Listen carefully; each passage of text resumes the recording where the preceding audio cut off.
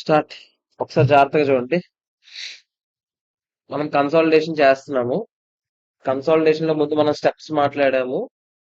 Steps మీకు గుర్తుంటే first step ఏంటో చెప్తారా ఒకసారి?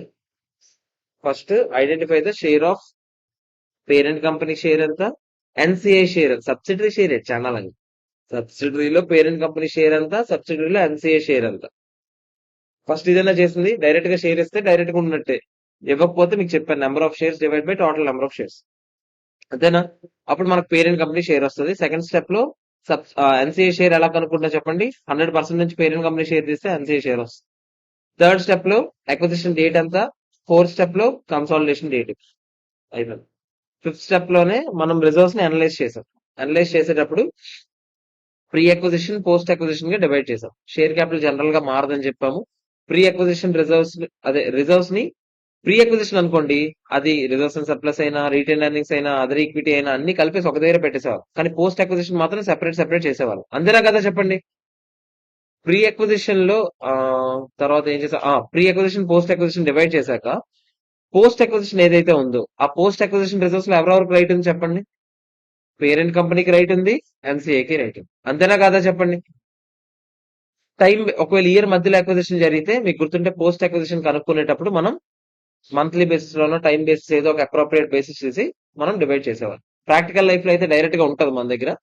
ఇక్కడ మనకు థియరిటికల్ గా ఉండదు కాబట్టి టైం బేసిస్ లో మనం డివైడ్ చేస్తాం. ప్రతి మంత్ ఈక్వల్ గా ప్రాఫిట్స్ వచ్చాయని అనుకుని చేస్తాము. ఓకేనా? అందులో స్పెషల్ పాయింట్స్ మాట్లాడాం. స్పెషల్ పాయింట్స్ లో భాగంగా ఏదేది మాట్లాడాము? ఫస్ట్ డివిడెండ్ ఏదైనా డిక్లేర్ చేస్తే, డివిడెండ్ ఒకవేళ సబ్సిడరీ కంపెనీ పేరెంట్ కంపెనీకి డిక్లేర్ చేస్తే ఆబ్వియస్లీ పేరెంట్ కంపెనీ అది ఎక్కడ చూపించి ఉంటది? వాళ్ళ వాళ్ళ సొంత రిటైన్ ఎర్నింగ్స్ అది కలిపేసి ఉంటది కాబట్టి మీరు ఏం చేయాలి? దాని నుంచి మైనస్ చేసేయాలని చెప్పి. అలాగే ఎన్సీఏ వాళ్ళ దగ్గర నుంచి కూడా మైనస్ చేసేయాలి. ఎందుకు సార్ ఎన్సీఏ వాళ్ళ దగ్గర నుంచి మైనస్ చేసేయాలంటే, ఎందుకంటే మేము యాడ్ బ్యాక్ చేసి పోస్ట్ అక్విజిషన్ ప్రాఫిట్స్ కి ఆ డివిడెండ్ మళ్ళీ అదే ఆ డివిడెండ్ పోర్షన్ కూడా మనం ఏం చేస్తాం? పోర్షన్ చేస్తాం. అందుకనే ఇలా పంచుకోవడం లాంటివి ఏమి మనం ఎలిమినేట్ చేసేస్తాం. అంతేనా కదా చెప్పండి? తర్వాత డివిడెండ్స్ కూడా సేమ్ మీకు గుర్తుంటే ఇయర్ మధ్యలో అయితే మనం టైం బేసిస్ లో డివైడ్ చేసేవాళ్ళం. అంతేనా? డివిడెండ్ ఎప్పుడు గురించి నేను మాట్లాడుతాను? After acquisition date but before consolidation date లో డిక్లేర్ చేసిన డివిడెండ్స్ గురించి నేను మాట్లాడుతున్నాను. అంతేనా? ఇంకా అది అయిపోయిన తర్వాత అసెట్స్ గానీ ఏవైనా సరే ఒకవేళ ఫెయిర్ వాల్యూ ఆఫ్ లైబిలిటీ గానీ అసెట్ గానీ పెరిగింది అనుకోండి, మనం ఎలా కనుక్కుంటాం? ఇక్కడ net assets fair value share capital plus reserves and surplus తో కనుక్కుంటాం. ఒకవేళ అసెట్ వాల్యూ ఫెయిర్ వాల్యూ పెరిగింది అనుకోండి, ఇక్కడ కూడా యాడ్ చేస్తాం. లైబిలిటీ ఫెయిర్ వాల్యూ పెరిగింది అనుకోండి, ఇక్కడ కూడా లెస్ చేస్తాం. వైస్ వర్సా అదే రివర్స్ కూడా చేస్తాం. కాకపోతే అసెట్ వాల్యూ ప్రతి ఇయర్ ఎండింగ్ లో కూడా మనం ఇది యాడ్ చేసుకుంటూ రావాలి. ఎక్స్ట్రాగా డిప్రిసియేషన్ మనం క్యాలిక్యులేట్ చేసి, ఇప్పుడు అసెట్ వాల్యూ పెరిగింది, ఎక్స్ట్రాగా మనం ఏం చేయాలి చెప్పండి? డిప్రిసియేషన్ ఒకటి వెయ్యాలి. వాళ్ళు వేయకపోయి ఉంటారు, మనం డిప్రిసియేషన్ వేయాలి. కాబట్టి ఈ డిప్రిసియేషన్ ని ఫస్ట్ అసెట్ నుంచి మైనస్ చేస్తాం. ఇంకోటి ఎక్కడ వేస్తాం చెప్పండి? గ్రూప్ రిటైన్ ఎర్నింగ్స్ లోని వేయాలి, ఎన్సీఏ లోని వేయాలి. అంటే సింపుల్ గా చెప్పాలంటే పోస్ట్ అక్విజిషన్ ప్రాఫిట్స్ లో వేయాలి. అప్పుడు వాళ్ళిద్దరికీ కూడా ఎఫెక్ట్ ఉంటుంది. ఓకేనా కాదా? Same reverse vice versa. ఇంకేమైనా మాట్లాడామా? Downstream transactions, upstream transactions గురించి మాట్లాడు. ఓకేనా? డౌన్ స్ట్రీమ్ ట్రాన్సాక్షన్స్ మాట్లాడేటప్పుడు అవి ఎలాగో సమ్స్ చేస్తాంలే, డౌన్ స్ట్రీమ్ అప్ స్ట్రీమ్ మీద అప్పుడు అది డిస్కస్ చేద్దాం. తర్వాత ఆ స్టెప్ అయిపోయింది. ఆ స్టెప్ తర్వాత మనం ఇంకేం చేసాం చెప్పండి? ఒకసారి చూడండి నెక్స్ట్ స్టెప్ ఏంటి, ఏం చేసాం? ఎన్సీఏ క్యాలిక్యులేషన్ ఒకటి చేసుంటాము ఇయర్ ఎండింగ్ కి. ఎలా చేసుంటాం చెప్పండి? ఎన్సీఏ నెట్ అసెట్స్ క్యాలిక్యులేషన్ చేసుంటాం. నెట్ అసెట్స్ క్యాలిక్యులేషన్ ఎలా చేస్తాం? ఇందాకలే చెప్పాను, share capital plus reserves plus plus or minus fair value adjustments చేస్తామని చెప్పాను. ఎన్సీఏ క్యాలిక్యులేషన్ ఎలా చేస్తారు చెప్పండి? ఫెయిర్ వాల్యూ మెథడ్ వాడేవాళ్ళు ఫెయిర్ వాల్యూతో ఇనీషియల్ గా మెథడ్ చేస్తారు. నెట్ అసెట్స్ మెథడ్ వాడేవాళ్ళు, పసీనా మెథడ్ వాడేవాళ్ళు ఇనీషియల్ గా పసీనా మెథడ్ తో చేస్తారు.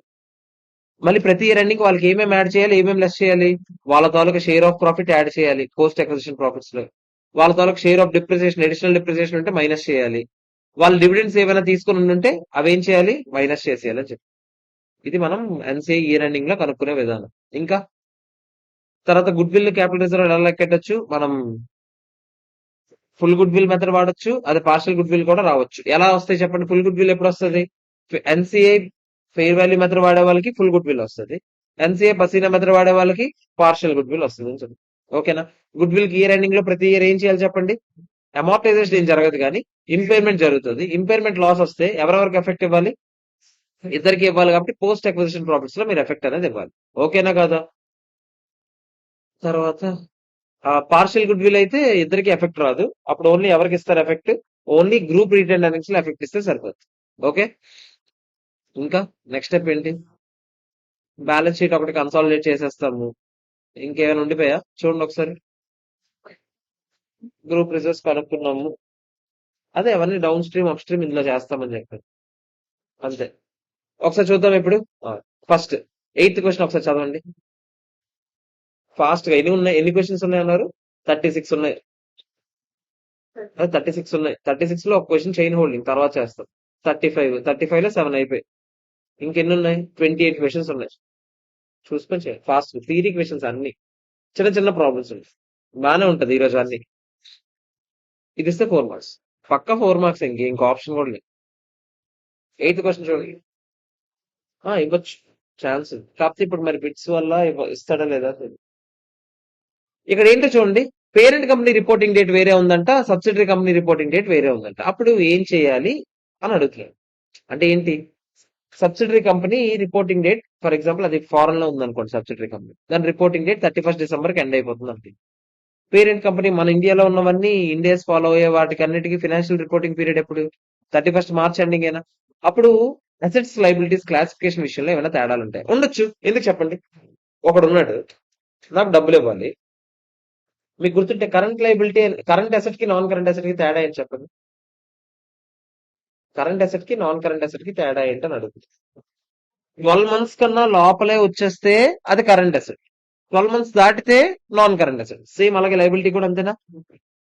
మనం ఇండియాలో అయితే అదే ఫాలో అవుతాం. అంతేనా కదా చెప్పండి? ఇప్పుడు ఒకటి ఇయర్ ఎండింగ్ లో 31st డిసెంబర్ ఎండింగ్ కి, ఆ 31st డిసెంబర్ 2023కి 31st డిసెంబర్ 2023లో ఉన్నాను నేను. ఎవరి గురించి ఆలోచిస్తున్నా? సబ్సిడరీ కంపెనీ వాళ్ళ సొంత బుక్స్ తయారు చేసేటప్పుడు ఫర్ ఎగ్జాంపుల్ ఒక పేమెంట్ ఏదో చేయాలి. ఆ పేమెంట్ 1st ఫిబ్రవరి 2024లో చేయాలని తెలిసిందండి. 24 వద్దులే, 25లో చేయాలని తెలిసింది. అప్పుడు వాళ్ళు ఏమని క్లాసిఫై చేస్తారు చెప్పండి? వాళ్ళు నాన్ కరెంట్ అని వాళ్ళు క్లాసిఫై చేస్తారు. సబ్సిడరీ వాళ్ళ సొంత బుక్స్ లో ఇది ఏమని క్లాసిఫై చేస్తుంటారు? నాన్ కరెంట్ అని చేస్తుంటారు. ఎందుకు? 1 ఇయర్ కన్నా ఎక్కువ ఉంది కాబట్టి నాన్ కరెంట్ అని చేస్తుంటారు. కానీ మనం బుక్స్ అన్ని అడ్జస్ట్ చేస్తామా లేదా? మనం ఎప్పటికి అడ్జస్ట్ చేస్తామని? 31st మార్చ్ కి. ఇప్పుడు ఈ లైబిలిటీ కరెంట్ అవుద్దా నాన్ కరెంట్ అవుద్దా చెప్పండి? కరెంట్ అయిపోద్దా లేదా? సో వాడు నాన్ కరెంట్ అని చేసినవన్నీ మనం మార్చాల్సి వస్తాయి లేదా? కొన్నిసార్లు మార్చాల్సి రావచ్చు. కన్సాలిడేషన్ చేసేటప్పుడు ఇద్దరిది ఒకే రిపోర్టింగ్ పీరియడ్ ఉండాలి కదా. మరి లేకపోతే 31st December balance 31st March తో కలుపుతావేంటి? కలపకూడదు. కొన్ని అడ్జస్ట్మెంట్స్ చేస్తాం. చేశాక నేను అడుగుతున్నాను ఇది. ఏమేమి చేస్తాం ఆ తర్వాత పెద్ద క్వశ్చన్లో చేస్తాం. వదిలేయండి. నేను అడుగుతుంది క్లాసిఫికేషన్ మార్చాలా లేదా? మార్చాలి కదా.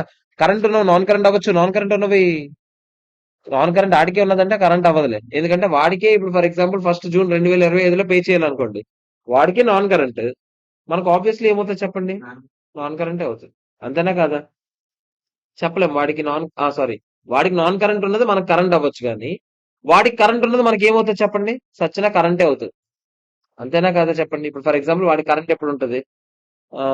1st October 2023. వాడికి ఏమవుతుంది చెప్పండి? అది 31st డిసెంబర్ 2023 నుంచి 1st అక్టోబర్ 2024లో పే చేయాలి. ఆడికి అది ఏమవుతుంది చెప్పండి? కరెంట్ అవుతుంది. మనకు ఆబ్వియస్లీ ఏమవుతుంది చెప్పండి? కరెంటే అవుతుంది.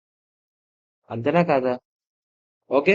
సో మార్చాల్సిన అవసరం ఉందా లేదా అంటే ఉంది. ఆ థియరీ క్వశ్చన్ ఇక్కడ రాసుకోవాలి. ఎగ్జాంపుల్ ఒకటి చెప్పాడు. ఎగ్జాంపుల్ చూడండి.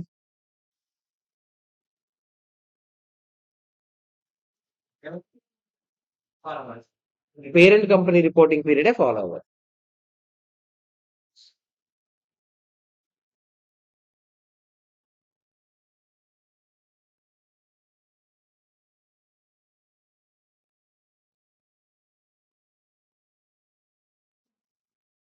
అందరికి ఓకేనా కాదా చెప్పాలి.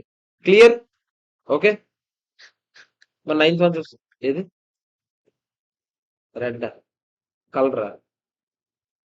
నెక్స్ట్ చూడండి. 9th వన్ చూడండి.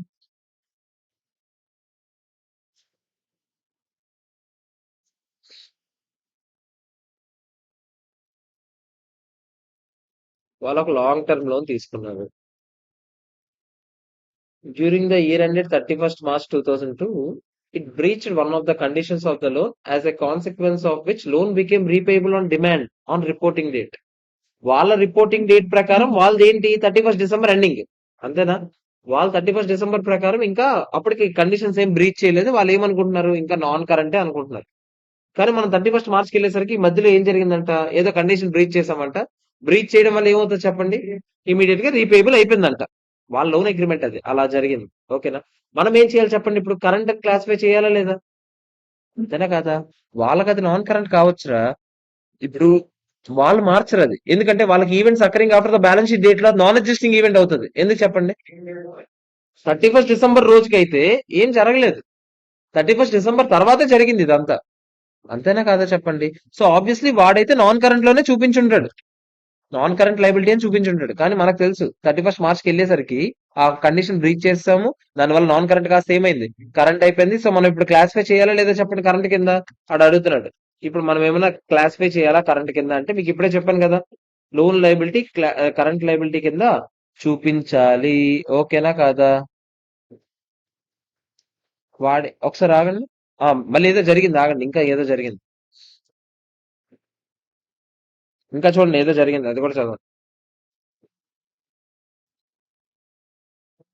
ఫస్ట్ ఇక్కడ వరకు అయిపోయింది answer. An entity classifies the liability as current because at the end of the reporting period ఏదో జరిగింది, అక్కడికి అయిపోయింది. ఇంకేదో జరిగింది చూడండి తర్వాత. Subsequent to the year end but before the approval of financial statements rectified the breach and bank agreed not to demand repayment. Approval జరగక ముందు, ఫైనాన్షియల్ స్టేట్మెంట్స్ అప్రూవల్ కన్నా ముందు, ఆ రిపోర్టింగ్ పీరియడ్ తర్వాత, అంటే ఇవే కదా events occurring after the reporting date. అవునా కదా చెప్పండి? వాటిని ఏం చేసాం మనం, రెక్టిఫై చేస్తాము. బ్యాంక్ ఏమన్నది, ఓకే పర్వాలేదు, ఇప్పుడు మీరు కట్టాల్సిన అవసరం లేదు అని చెప్పింది. ఇప్పుడు నాకు చెప్పండి, మళ్ళీ ఏం జరిగింది చెప్పండి? ఆ మళ్ళీ రెక్టిఫికేషన్ జరిగింది. ఇది ఎగ్జిస్టింగ్ ఈవెంటా నాన్ ఎగ్జిస్టింగ్ ఈవెంటా? ఎగ్జిస్టింగ్ ఈవెంట్ అవుతుంది, ఎందుకంటే ఆ రోజుకి మనకి ఇది ఒక ఆప్షన్ ఉంది, రెక్టిఫికేషన్ చేస్తే మనకు మళ్ళీ క్లాసిఫై చేసుకునే ఆప్షన్ ఉంది. ఆడు మళ్ళీ రెక్టిఫై చేసుకున్నాడు. సో అప్పుడు ఆబ్వియస్లీ మళ్ళీ నాన్ కరెంట్ కింద చూపించుకుంటాడా లేదా చెప్పండి? అంతేనా కాదా? ఓకే, థీరీ మాత్రం సొల్లు రాయండి. మొత్తం అన్ని తెలుగు చదువుకుందంతా తీసుకొచ్చి రాసేయండి. ఓకేనా? మర్చిపోద్దు. ఓకే, నెక్స్ట్ వచ్చాయి క్వశ్చన్స్. క్యాలిక్యులేటర్లు తీసి స్టార్ట్ చేయాలి. ఫస్ట్ వన్ చెప్పండి నాకు ఆన్సర్ ఏంటో. 80% షేర్స్ కొన్నామంట ఏబిసి లిమిటెడ్ లో. 1 ఏప్రిల్ రోజున కొన్నామంట. అది ఫుల్ స్టాప్ ఎక్కడెక్కడ పెట్టాడు. ఆన్ 1 ఏప్రిల్ కొని ఉంటాం ఫర్ 1,40,000 పెట్టి కొన్నాం మనం. ఓకేనా? ఆ రోజు ఇష్యూడ్ క్యాపిటల్ ఎంత ఉందంట, 1,00,000 ఉంది. బ్యాలెన్స్ ఇన్ పిఎంఎల్ ఎంత ఉంది, 60,000 ఉంది ఆ రోజు. తర్వాత for the year ending 31 March 2002 ఏబిసికి ప్రాఫిట్ వచ్చింది. ఎంత వచ్చిందంట, 20,000 వచ్చింది. And later on it declared and paid dividend of 30,000. ఆ తర్వాత ఎప్పుడు డిక్లేర్ చేసి పే చేశారు. ఓకే, తర్వాత assume the fair value of NCA is same as fair value on a per share basis of the purchase interest. అంటే NCA ఏం చెప్తున్నాడు, ఆడు ఫెయిర్ వాల్యూ మెథడ్ వాడమంటున్నాడు. ఇప్పుడే కదా వచ్చావు, అప్పుడే నిద్ర వచ్చేస్తుంది నీకు. ఎన్సిఏ ఇలా ఆపిన ఫ్యాన్ ఆపి, ఫ్యాన్ వేసుకుని నీకు నిద్ర రాదా? నేనేం చెప్తారు నీ ఇష్టం. ఇప్పుడు అలా కాదు కదా, అలా మూలకి వెళ్ళి కూర్చుకోండి ఫ్యాన్ వేసుకుని, అప్పుడు నిద్ర రాదు. కానీ పడుకుంటే మాత్రం నిజంగా చెప్తున్నాను, మామూలు చెప్పు. నీ ఫోన్ ఏది? Very good. అందుకే పడుకుంటున్నావా? ఫోన్ అంటే ఫోన్ చూసుకుంటుంది కదా. చూడండి ఒకసారి, ఇక్కడ ఏం జరిగిందో ఒకసారి చెప్పండి. ఎన్సీఐని ఫెయిర్ వాల్యూ మెథడ్ వాడుతున్నారు. సార్ ఫెయిర్ వాల్యూ ఎంత సార్ అంటే, అడేమంటాడు తెలుసా, మీరు 80% షేర్స్ కొన్నారు కదా 1,40,000కి, అంతేనా కదా? అంటే ఎన్ని షేర్స్ కొన్నారు చెప్పండి? ఇష్యూడ్ షేర్ క్యాపిటల్ 1,00,000 అన్నాడు. 10 రూపీస్ అనుకుందాం face value. 10 rupees face value అనుకుంటే ఎన్ని షేర్స్ ఉన్నాయి చెప్పండి? 10,000 షేర్స్ ఉన్నాయి. ఒప్పుకుంటారు లేదా చెప్పండి? అంతేనా కాదా? లేకపోతే సింపుల్ రా, 80% 1,40,000 అయితే 20% అంతా చెప్పండి రా, అయిపోయింది.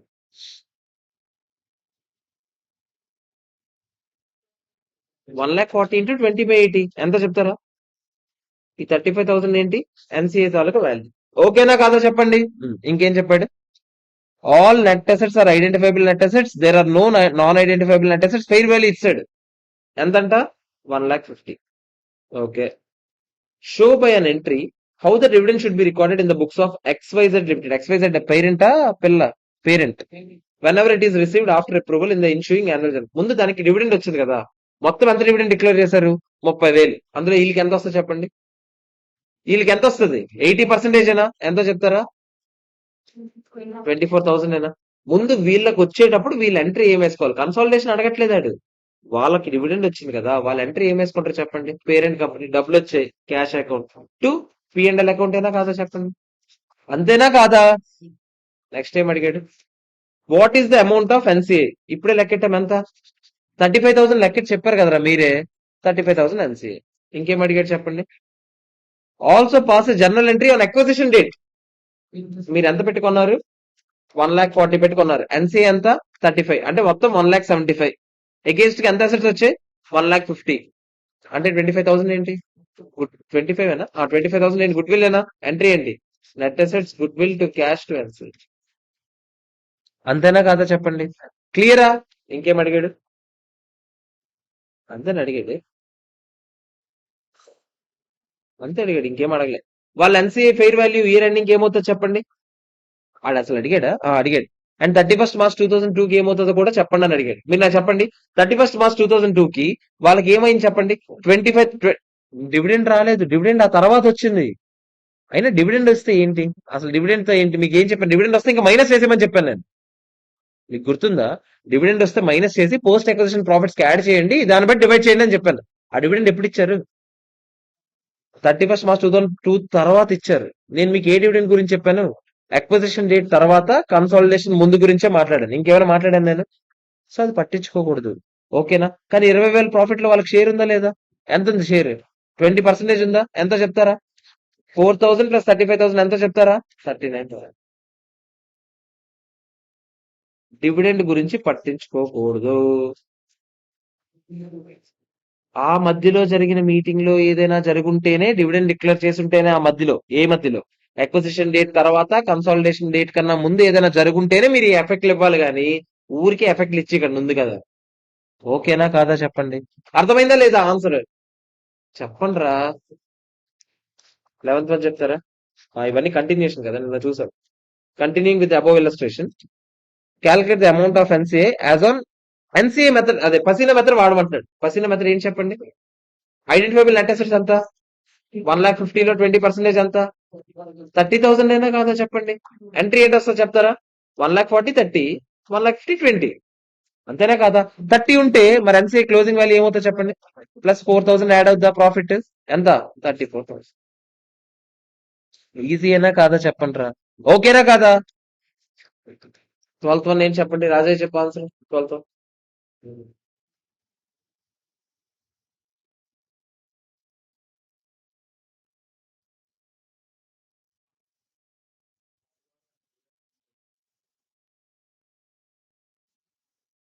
ఏ క్వశ్చన్ చూస్తున్నా?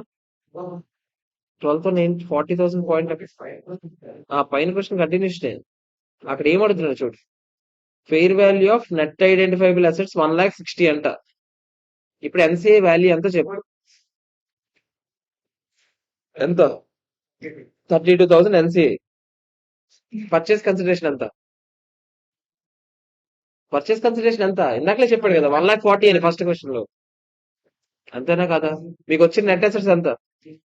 1,60,000 అవునా కాదా? గుడ్ విల్ ఎంత వస్తుంది?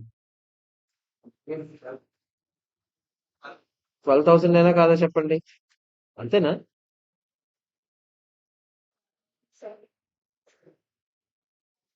ఆడేమన్నాడు? NCA fake facts are same as the above illustration except that fair value of net identifiable assets ఇచ్చాడు. యూస్ ఫెయిర్ వాల్యూ మెథడ్ అంట. ఫెయిర్ వాల్యూ మెథడ్ వాడమన్నాడు ఎన్సీఏకి. ఫెయిర్ వాల్యూ మెథడ్ ఇందాక లెక్కెట్టాం కదా ఎన్సీఏ ఎంత? 35,000 అయినా. పర్చేస్ కన్సిడరేషన్ ఏం మార్చలేదు. నెట్ అసెట్స్ మార్చాడు 1,60,000 అని. ఇప్పుడు చెప్పండి, మొత్తం కలిపి 1,75,000 పెట్టి కొన్నారు. 1,60,000 నెట్ అసెట్స్. గుడ్ విల్ ఎంత? ఏ పిల్ల పెద్ద క్వశ్చన్లు అడుగుతున్నాడు. ఓకేనా కాదా చెప్పండి?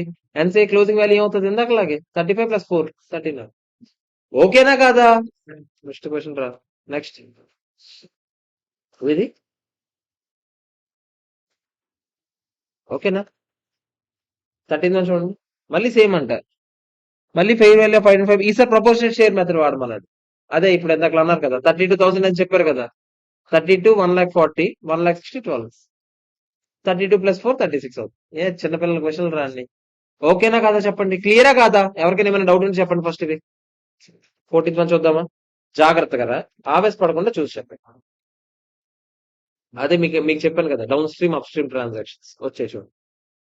Parent owns 60% of a subsidiary.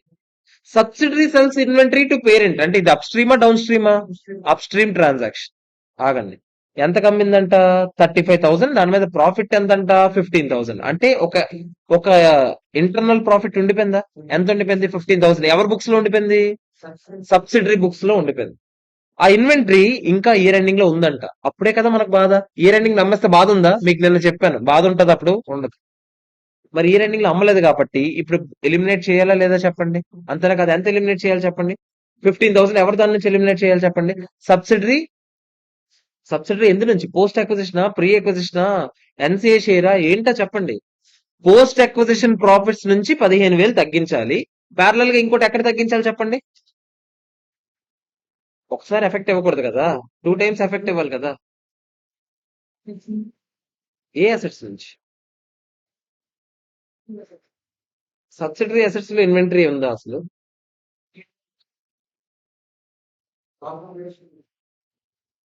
ఆ ఇన్వెంటరీ ఎవరి దగ్గర ఉంది? సంపతలు. సబ్సిడరీ అమ్మేసిందా? పేరెంట్ కి. ఎవరి దగ్గర ఉంది ఇప్పుడు? పేరెంట్ దగ్గరే కదా ఉంది. మరి పేరెంట్ బ్యాలెన్స్ షీట్ ఇన్వెంటరీలోనే కదా ఉంటది. మరి కన్సాలిడేట్ చేసేటప్పుడు పేరెంట్ బ్యాలెన్స్ షీట్ ఇన్వెంటరీ నుంచి తీయాలా లేదా చెప్పండి? అంతేనా కాదారా? సబ్సిడరీ దగ్గర ఎందుకు ఉంటదిరా సబ్సిడరీ అమ్మేసిన తర్వాత? సబ్సిడరీ పేరెంట్ కి అమ్మేసిందా?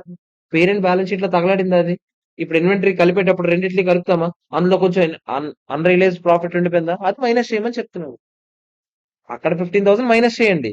ఓకేనా కాదా? సో నేను ఇన్వెంటరీ నుంచి నేను మైనస్ చేయమంటున్నాను 15,000. ఓకేనా? మీకు ఎఫెక్ట్ ఎక్కడ ఇవ్వమంటున్నాను? వాళ్ళ తాలూకా పోస్ట్ అక్విజిషన్ ప్రాఫిట్స్ లో ఇవ్వమంటున్నాను. వాడు ఏం చేశాడు? వాళ్ళ తాలూకా పోస్ట్ అక్విజిషన్ ప్రాఫిట్స్ లో ఇచ్చేటప్పుడు వాడు క్లియర్ గా ఇలా ఇచ్చుకున్నాడు. అదే, సేల్స్ వేరేగా ఎఫెక్ట్ ఇచ్చాడు, కాస్ట్ వేరేగా ఎఫెక్ట్ ఇచ్చాడు. వాడు 15,000 కొన్నాడంటే ఆబ్వియస్లీ ఏమై ఉంటుంది చెప్పండి? కాస్ట్ ఆఫ్ సేల్స్ 20 అయి ఉంటుంది, సేల్స్ 35 అయి ఉంటుంది. అంతేనా? వాడు వేరు వేరేగా సేల్స్ కి డెబిట్ కొట్టి పర్చేస్ క్రెడిట్ కొట్టాడు 20. నేను ఒకేసారి డెబిట్ కొట్టిమన్నాను రా 15. ఆడు వేరు వేరేగా కొట్టాడు రా. మీరు ఎగ్జామ్ లో ఇలాగే రాయాలరా. చూసుకోండి ఒకసారి, ఎవరికి ఏమైనా డౌట్స్ ఉన్నాడు?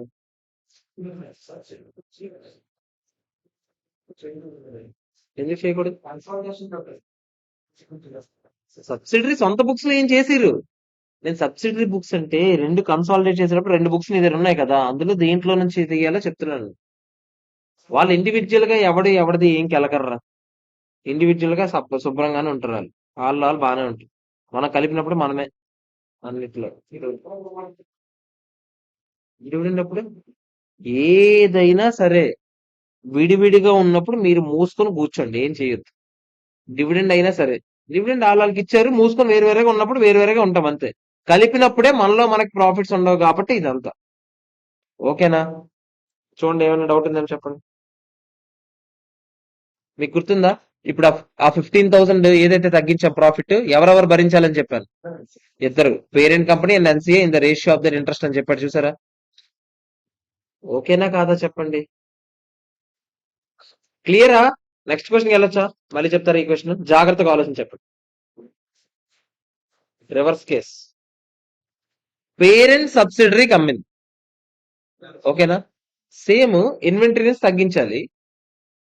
Same consolidated revenue to cost of sales to inventory అన్ని సేమే. కాకపోతే ఈసారి ఎఫెక్ట్ ఎవరికి ఇవ్వాలి? అదే, ఓన్లీ గ్రూప్ రిటైన్ ఎర్నింగ్స్ అంటే ఎవరిది? పేరెంట్ తాలూకు షేర్ మాత్రమే ఇవ్వాలి. అంటే in this case since it is the parent that has made the sale, reduction is allocated only to the parent. ఓకేనా? ఇవన్నీ పెద్ద సమ్ముల్లో ఒక చిన్న పార్ట్. పెద్ద సమ్ చేసినప్పుడు ఇవన్నీ మళ్ళీ మీకు డౌట్ రాకూడదు. ఓకేనా? క్యాలిక్యులేషన్ చేస్తాం అప్పుడు. ఇది ఎంత ఉంది, ఎంత ఉంది, ఇది మైనస్ చేయాలి, ఇది మైనస్ చేయాలని ఓన్లీ దీని నుంచే మైనస్ చేస్తాను అప్పుడు. ఎందుకంటే ఇదిగో ఇది reason. అందరికీ ఓకేనా కదా చెప్పాలి? ఓకే అంటే నెక్స్ట్ క్వశ్చన్కి వెళ్తాను. ఓకే, నెక్స్ట్ వన్ చెప్తారా? జాగ్రత్త చూడండి చూడండి. ట్యాక్స్ ఇచ్చాడంటే మళ్ళీ ఏం ఎక్స్పెక్ట్ చేస్తున్నాడు? డిటిఏ లేదా ఎక్స్పెక్ట్ చేస్తున్నాడు. A limited parent company sold goods costing 200 lakhs. అంటే పేరెంట్ సబ్సిడరీకి అమ్ముతుంది, అంతేనా? Downstream transaction. 50% of these goods are lying in stock. అంటే 50% వరకు మనకేం బాధ లేదు, ఇంకో 50% గురించే మనకు బాధ. అంటే మొత్తం ప్రాఫిట్ 40 అయితే అందులో 50% ప్రాఫిట్ ఎంత? 20 అయినా కాదా చెప్పండి? ఆ 20 గురించే మన బాధ, అంతేనా? Has measured this inventory at cost 120. Obviously ఆ సబ్సిడరీ కంపెనీ ఎంత చూపించుంటది ఇన్వెంటరీని? 120కే చూపించుంటది సగం ఇన్వెంటరీ. అవునా కదా చెప్పండి. తర్వాత show the necessary adjustment in consolidated financial statements. ముందు నాకు చెప్పండి. ఫస్ట్ ఫస్ట్ స్టెప్ మీకు తెలుసు, డిఫర్ ట్యాక్స్ పాయింట్ వదిలేయండి. ఫస్ట్ స్టెప్ మీకు తెలుసు కదా, ఇందాకలే చెప్పాను. Entry consolidated revenue 120 lakhs ACN to cost of sales 100 ACN. అంతేనా కాదా చెప్పండి. టు ఇన్వెంటరీ, ఇన్వెంటరీని ఎంత తగ్గించాలి? 20 తగ్గించాను. ఈ ఎఫెక్ట్ ఓన్లీ ఎవరికి ఇవ్వాలని చెప్పాను? ఈ 120 100 ఎఫెక్ట్ ఎవరికి ఇవ్వాలి? 20 ఎఫెక్ట్ ఓన్లీ పేరెంట్ షేర్ మాత్రమే. ఎందుకు? ఇదేంటిది? డౌన్ స్ట్రీమ్ ట్రాన్సాక్షన్ గా. Okay, clear. ఆగండి. ఇప్పుడు సబ్సిడరీ సొంత బుక్స్ లో అది ఎంతకు చూపించుంటది? 120కి చూపించుంటది. ట్యాక్స్ బేస్ కూడా అదే అనుకుందామా? ట్యాక్స్ బేస్ కూడా అలాంటివి ఏమైనా చెప్పిందా కన్సాలిడేట్ చేసేటప్పుడు? అలాంటివి ఏం లేవు. ట్యాక్స్ బేస్ 120, కానీ కన్సాలిడేట్ చేసేటప్పుడు మనం ఎంతకు చూపిస్తున్నాం? ఇప్పుడు 20 తగ్గించామా? 100కి చూపిస్తున్నాం. చెప్పండి. మనం 100కి చూపిస్తున్నాం, ఆడు 120కి చూపిస్తున్నాం. అసెట్ పెంచాలంటే ఏం క్రియేట్ చేస్తారు? Differ tax. చూసుకోండి ఒకసారి, ఎంత మీద క్రియేట్ చేస్తారు డిఫర్ ట్యాక్స్? ఆ 20 మీద 30% ఎంత చెప్తారా? అర్థమైందా లేదా? అందరూ ఒకసారి చూసుకోండి, ఏమి డౌట్స్ ఉన్నాయో అడగండి. జాగ్రత్తగా చూసి అడగండి. నేనేమన్నాను? పేరెంట్ బుక్స్ కన్సాలిడేట్ చేసేటప్పుడే మనకి బాధలన్నీ. కన్సాలిడేట్ చేసేటప్పుడు నేనేం చెప్పాను? 120 ఉండకూడదురా, ఇన్వెంటరీ ఇదిగో తగ్గించానా? ఎంతకు చూపించావు అప్పుడు? 20 తగ్గించి ఎంతకు చూపించావు? 100కేనా? మనం 100కి చూపించాం. కానీ ట్యాక్స్ బేస్ ప్రకారం ఎవడి బుక్స్ ఆడివే, ఎవరి ట్యాక్స్ ఆడిది. కన్సాలిడేషన్ లాంటి కాన్సెప్ట్ ఉండదు ట్యాక్స్ లో. ఎప్పుడైనా చాప్టర్ చదివారా? ట్యాక్స్ లో మరి అలాంటప్పుడు ఆడు ఎంత చూపించుంటాడు? 120కే చూపించుంటాడు. మనం అది కన్సాలిడేట్ చేసేటప్పుడు ఇంట్రా గ్రూప్ ఉండకూడదని 100కి తీసుకొచ్చాం. 100 120. ఆబ్వియస్లీ ఇప్పుడు ఏం చేయాలి చెప్పండి? అసెట్ క్రియేట్ చేయాలి పెంచాలంటే. అర్థమైందా? డిఫర్ ట్యాక్స్ అసెట్ క్రియేట్ చేసామంటే ఇది డిడక్టబుల్ టెంపరీ డిఫరెన్సా, టాక్సబుల్ టెంపరీ డిఫరెన్స్? ఎవరైనా చెప్పగలరా? Deductible temporary difference. అంతే కదా, మీకు చెప్పాను కదా, అసెట్ అయితే డిడక్టబుల్ టెంపరీ డిఫరెన్స్. అందరికి ఇది ఓకేనారా? 16th question. అరే ఈజీగానే ఉంటాయిరా. ఈజీగానే ఉన్నాయి లేదు చెప్పండి పోనీ మీరే. లాజికల్ గా ఉంటాయి అన్ని. 17th వన్ చూస్తారా? జాగ్రత్తగా ఆలోచించి చెప్పండి. నీట్ గా చాలా బాగుంటాయి క్వశ్చన్స్. చూడండి నెక్స్ట్. ఆలోచించి చెప్పండి ప్రశాంతంగా. Parent purchased goods from subsidiary. ఇలాగెందుకు? మనకు ఒకటి ఉంది కదా, subsidiary sold goods to parent. Upstream transaction అయినా? అప్ స్టేర్స్ ఏం లేదమ్మా. అప్ స్ట్రీమ్ ట్రాన్సాక్షన్ అయినా? అప్ స్ట్రీమ్ ట్రాన్సాక్షన్ ఏం జరిగింది? 100ది 120కి అమ్మిందంట, అంటే ఎంత ప్రాఫిట్? 20 ప్రాఫిట్. అందులో 50% గుడ్సే గొడవలు ఉన్నాయండి, దాని గురించే మన బాధ. అంటే ఎంత ప్రాఫిట్ ఉంటది? 10 ప్రాఫిట్ ఉండిపోయింది అర్ధాంతరంగా. అంతేనా కదా చెప్పండి. ఇప్పుడు వీళ్ళు కాస్ట్ కి మెజర్ చేస్తారు. ఆబ్వియస్లీ వాళ్ళు కాస్ట్ కి మెజర్ చేస్తారు. పేరెంట్ కంపెనీ 60కి మెజర్ చేశారు. ఎందుకు? వాళ్ళకు ఉన్నది 120 కాబట్టి అందులో సగం ఉండిపోయి అంటే ఎంత చెప్పండి? 60కి మెజర్ చేశారు. ముందు ఎంట్రీ చెప్తారు నాకు. ఎంట్రీ చెప్పండి. ఆర్కే సంపత్ అనరా. ఎంట్రీ చెప్పండి. ఆడు చెప్పు ఇడిగండి. ఎంట్రీ ఏంటి చెప్పండి? Consolidated revenue to cost of sales. ఎంత వేస్తాం? ఇక్కడ కన్సాలిడేటెడ్ రెవెన్యూ 60 వేసేస్తాం, కాస్ట్ ఆఫ్ సేల్స్ 50 వేస్తాం, టు ఇన్వెంటరీ 10 వేస్తాం. ఎఫెక్ట్ ఎవరికి ఇవ్వాలి చెప్తారా? ఇద్దరికి ఇవ్వాలి. ఎందుకు? డౌన్ స్ట్రీమ్ ట్రాన్సాక్షన్ కాదు ఇది, అప్ స్ట్రీమ్ ట్రాన్సాక్షన్. ఓకేనా కాదా చెప్పండి. ఎన్సీఐకి ఇద్దరికి కన్నబ్బ అయిపోయింది. ఆగండి. బుక్స్ లో ఎంత ఉంది అసెట్? బుక్స్ లో ఎంత ఉంది అసెట్? 60 ఉంది. బుక్స్ లో అంటే in the sense individual books లో, అంటే ట్యాక్స్ బేస్ లో కూడా ఎంత ఉంటుంది? 60 ఉంటుంది. కానీ కన్సాలిడేట్ బుక్స్ లో ఎంత ఉంది? ఆబ్వియస్లీ ఇప్పుడు ఏమవుతుంది మళ్ళీ? డిఫర్ ట్యాక్స్ అసెట్ క్రియేట్ అవుద్దా లేదా చెప్పండి. అంతేనా కాదా? డిఫర్ ట్యాక్స్ అసెట్ అంటే మీరు ఒకటి గుడ్డిగా నమ్మేయచ్చు. ఏంటంటే ఆడీడికి అమ్మినా ఈడాడికి అమ్మినా, ఛీ, ఏంది ఏం చెప్తాను. నేను అంటున్నది అది కాదురా. ఆడీడికి అమ్మినా ఈడాడికి అమ్మినా ఆబ్వియస్లీ కన్సాలిడేటెడ్ బుక్స్ లో డిఫర్ ట్యాక్స్ అసెట్ అవుతుంది. ఓకేనా? అంటే ప్రాఫిట్ కి అమ్మితే ఆబ్వియస్లీ. సో అంటే ఆర్డీకి అమ్మితే డిఫర్ ట్యాక్స్ అసెట్, ఈడీకి అమ్మితే డిఫర్ ట్యాక్స్ లైబిలిటీ అవుతుందేమో, అలాంటివి ఏం లేవు.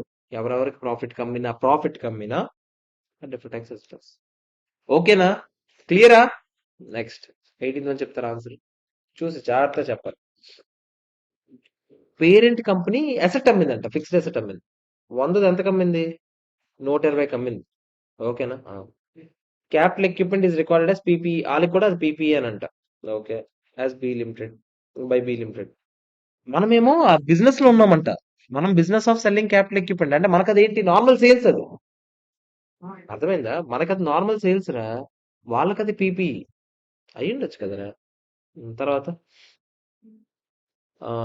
The capital equipment is recorded. Okay, useful life ఇచ్చాడు 10 years. ఇప్పుడు ఏంటి? ఫస్ట్ మీరు నాకు చెప్పండి, ఇంట్రా గ్రూప్ ఎలిమినేషన్ చేసినప్పుడు ముందు ఆ రెవెన్యూని ఎలిమినేట్ చేసేయాలి. కన్సాలిడేట్ రెవెన్యూ 120, ఎందుకంటే ఇంకా పీపీ ఉంది, వాళ్ళు ఎక్కడికి తీసుకెళ్ళిపోలేదు. So 120 to cost of sales 100. ఈ ఎఫెక్ట్ అంతా ఎవరి దాంట్లో ఇవ్వాలి చెప్పండి? ఈ 20 ఎఫెక్ట్, ఈ ప్రాఫిట్ ఏదైతే ఎలిమినేట్ చేసామో ఇది ఎవరి దాంట్లో ఇవ్వాలి? పేరెంట్ మాత్రమే ఇవ్వాలి. ఎందుకు చెప్పండి? పేరెంట్ అమ్మేది కాదు. ఓకేనా? తర్వాత ఇప్పుడు ఎఫెక్ట్ మనం ఏమనుకున్నాం, పీపీ తగ్గించాలనుకున్నామా లేదా? పీపీ తగ్గించేటప్పుడు మీకు గుర్తుంటే 20 తగ్గించొద్దురా, ఎలాగో 20 మీద డిప్రిసియేషన్ వస్తుందా? ఎంత వస్తుంది? 20 మీద 10 years అంటే ఎంత? 2 ఏనా డిప్రిసియేషన్? అంటే అప్పుడు పీపీ నుంచి 18 తగ్గిస్తే సరిపోద్ది కదా. అంతేనా కాదా? మిగతాది డిప్రిసియేషన్ 2 years. ఓకేనా కాదు, క్లియరా కాదు?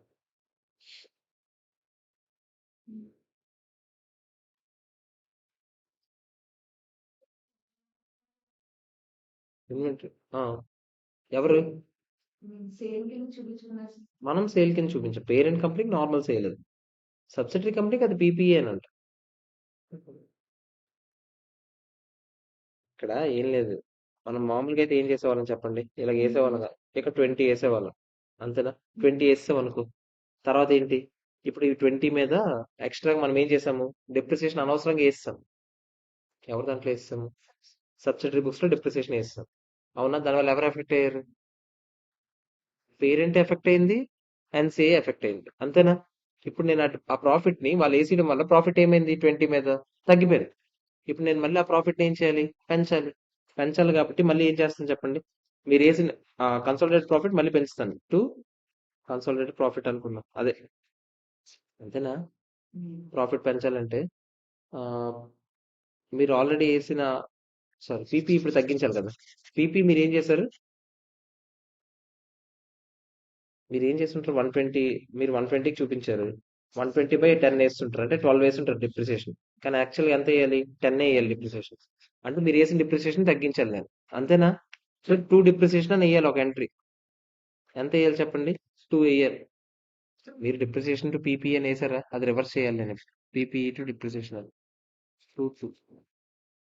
ఓకేనా కదా చెప్పండి? దీనివల్ల ఏమవుతుంది చెప్పండి? పీపీ ఎంత క్రెడిట్ అయింది ఇందాకలా? 20కి. ఎంతకి డెబిట్ అయింది ఇప్పుడు? 2కి. నెట్ గా ఎంత క్రెడిట్ అయింది? అదే ఇక్కడ చేసింది. డిప్రిసియేషన్ 2 క్రెడిట్ అయిందా? ఆ డిప్రిసియేషన్ 2 వేసి మీరు సెపరేట్ ఎంట్రీస్ రాసుకోండి. సెపరేట్ ఎంట్రీస్ రాసుకోండి. నేను ఏం చెప్పాను? ఫస్ట్ ఎంట్రీ మారదురా, consolidated revenue to cost of sales to PP. ఓకేనా? ఇది 120, 120, ఇది ఓకేనా కాదా? తర్వాత మీకు ఏం చెప్పాను? అరే, డిప్రిసియేషన్ మీరు అనవసరంగా 12 వేసారా, 12 కాదు 2 వేయాలి. దానివల్ల మీరు బుక్స్ లో ఏమై ఉంటుంది చెప్పండి? 120 బుక్స్ కాస్త 12 పోయి ఎంతకి వెళ్ళిపోయి ఉంటది? మీరు స్టార్టింగ్ లో బుక్స్ ఏమై ఉంటుంది? 120 కాస్త 12 పోయి ఉంటుందా? 108 చూపించుంటారు. ఇప్పుడే నేను ఏం చేశాను? ఇంకో 20 మైనస్ చేసేయమని చెప్పాను. అప్పుడు 20 మైనస్ చేస్తే ఏమవుతుంది చెప్పండి? 88 అయిపోయిందా? అంతేనా కాదా? ఇప్పుడు నేను మళ్ళీ ఏమంటున్నాను? అరే అలా కాదురా, మళ్ళీ పీపీ పెంచండిరా అంటున్నాను. ఎంత పెంచమంటున్నాను? 2 పెంచమంటున్నాను. డిప్రిసియేషన్ ఎక్కువ ఇస్తారు కదా. అంతేనా కాదా? అప్పుడు మళ్ళీ మీరు +2 చేస్తారా? 90 అవుతుందా? మామూలుగా అసలు ఇవేమీ జరగకపోయింటే 100 ఉండేదా బుక్ వాల్యూ? 10 years డిప్రిసియేషన్ అంటే 10 పోయి ఎంత ఉండేది? 90 అనా? అదే కదా వచ్చింది ఇప్పుడు. ఇవన్నీ రాస్తేనే మీకు అర్థమవుతురా బాబు. ఇవన్నీ రాయండి. ముందు 2 ఎంట్రీలు రాస్తున్నాను, ఇదిగో. ఇది ఒక ఎంట్రీ 1, ఇది ఎంట్రీ 2. ఇవి రాయండి ఫస్ట్.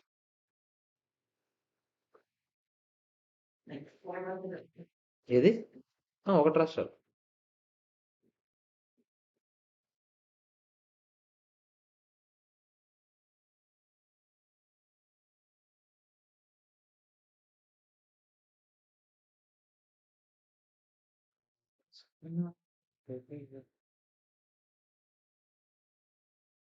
ఆర్కే గడికి ఏమైంది ఈరోజు? సిగ్గు లేకుండా పోయిన వాళ్ళు. టైము పాడు లేదు హాస్టల్.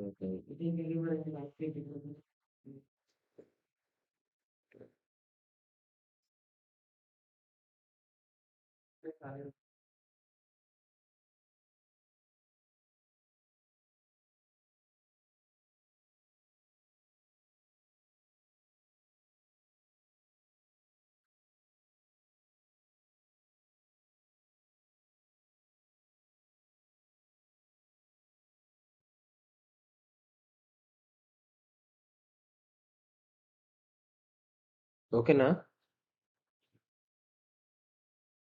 నెక్స్ట్ క్వశ్చన్ చాలా చాలా చాలా ఇంపార్టెంట్.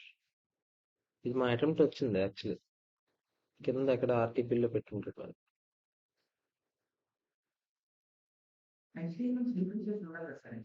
దేని మీద? ఎవరి గురించి అడుగుతున్నావు? ఇన్వెంటరీ అవ్వలే, పీపీఈ గానే ఉంది. ఇన్వెంటరీ ఎక్కడైంది? నేను 20 మైనస్ చేశాను పీపీఈ నుంచి.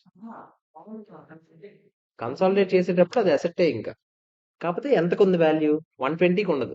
ఇప్పుడే నేను ఎలిమినేషన్ అన్ని చేశాక అది ఎంత వాల్యూకి ఉండాలో అంత వాల్యూకి ఉంటుంది. ఇన్వెంటరీ ఏమి అయిపోలే. ఉం, చెప్పు నీ డౌట్ ఏంటి చెప్పు.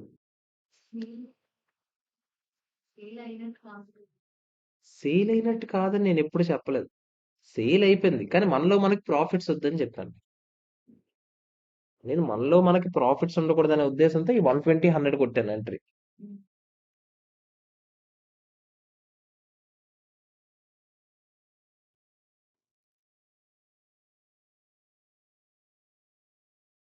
ఇంకా ఏమైనా డౌట్స్ ఉన్నాయా? ముందు ఇది క్లియర్ అయ్యాక వెళ్దాం నెక్స్ట్ దానికి.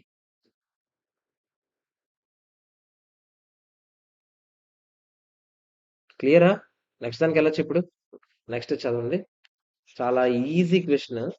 వెంట ఎందుకు చేస్తారో నాకు అర్థం కాదు. ఒకసారి ఈ క్వశ్చన్ చూడండి. పిల్లలు వచ్చే క్వశ్చన్. చాలా ఇంపార్టెంట్ క్వశ్చన్ రా ఇది. చెప్పు. ఒక క్వశ్చన్. ఏ కంపెనీ కంపెనీ?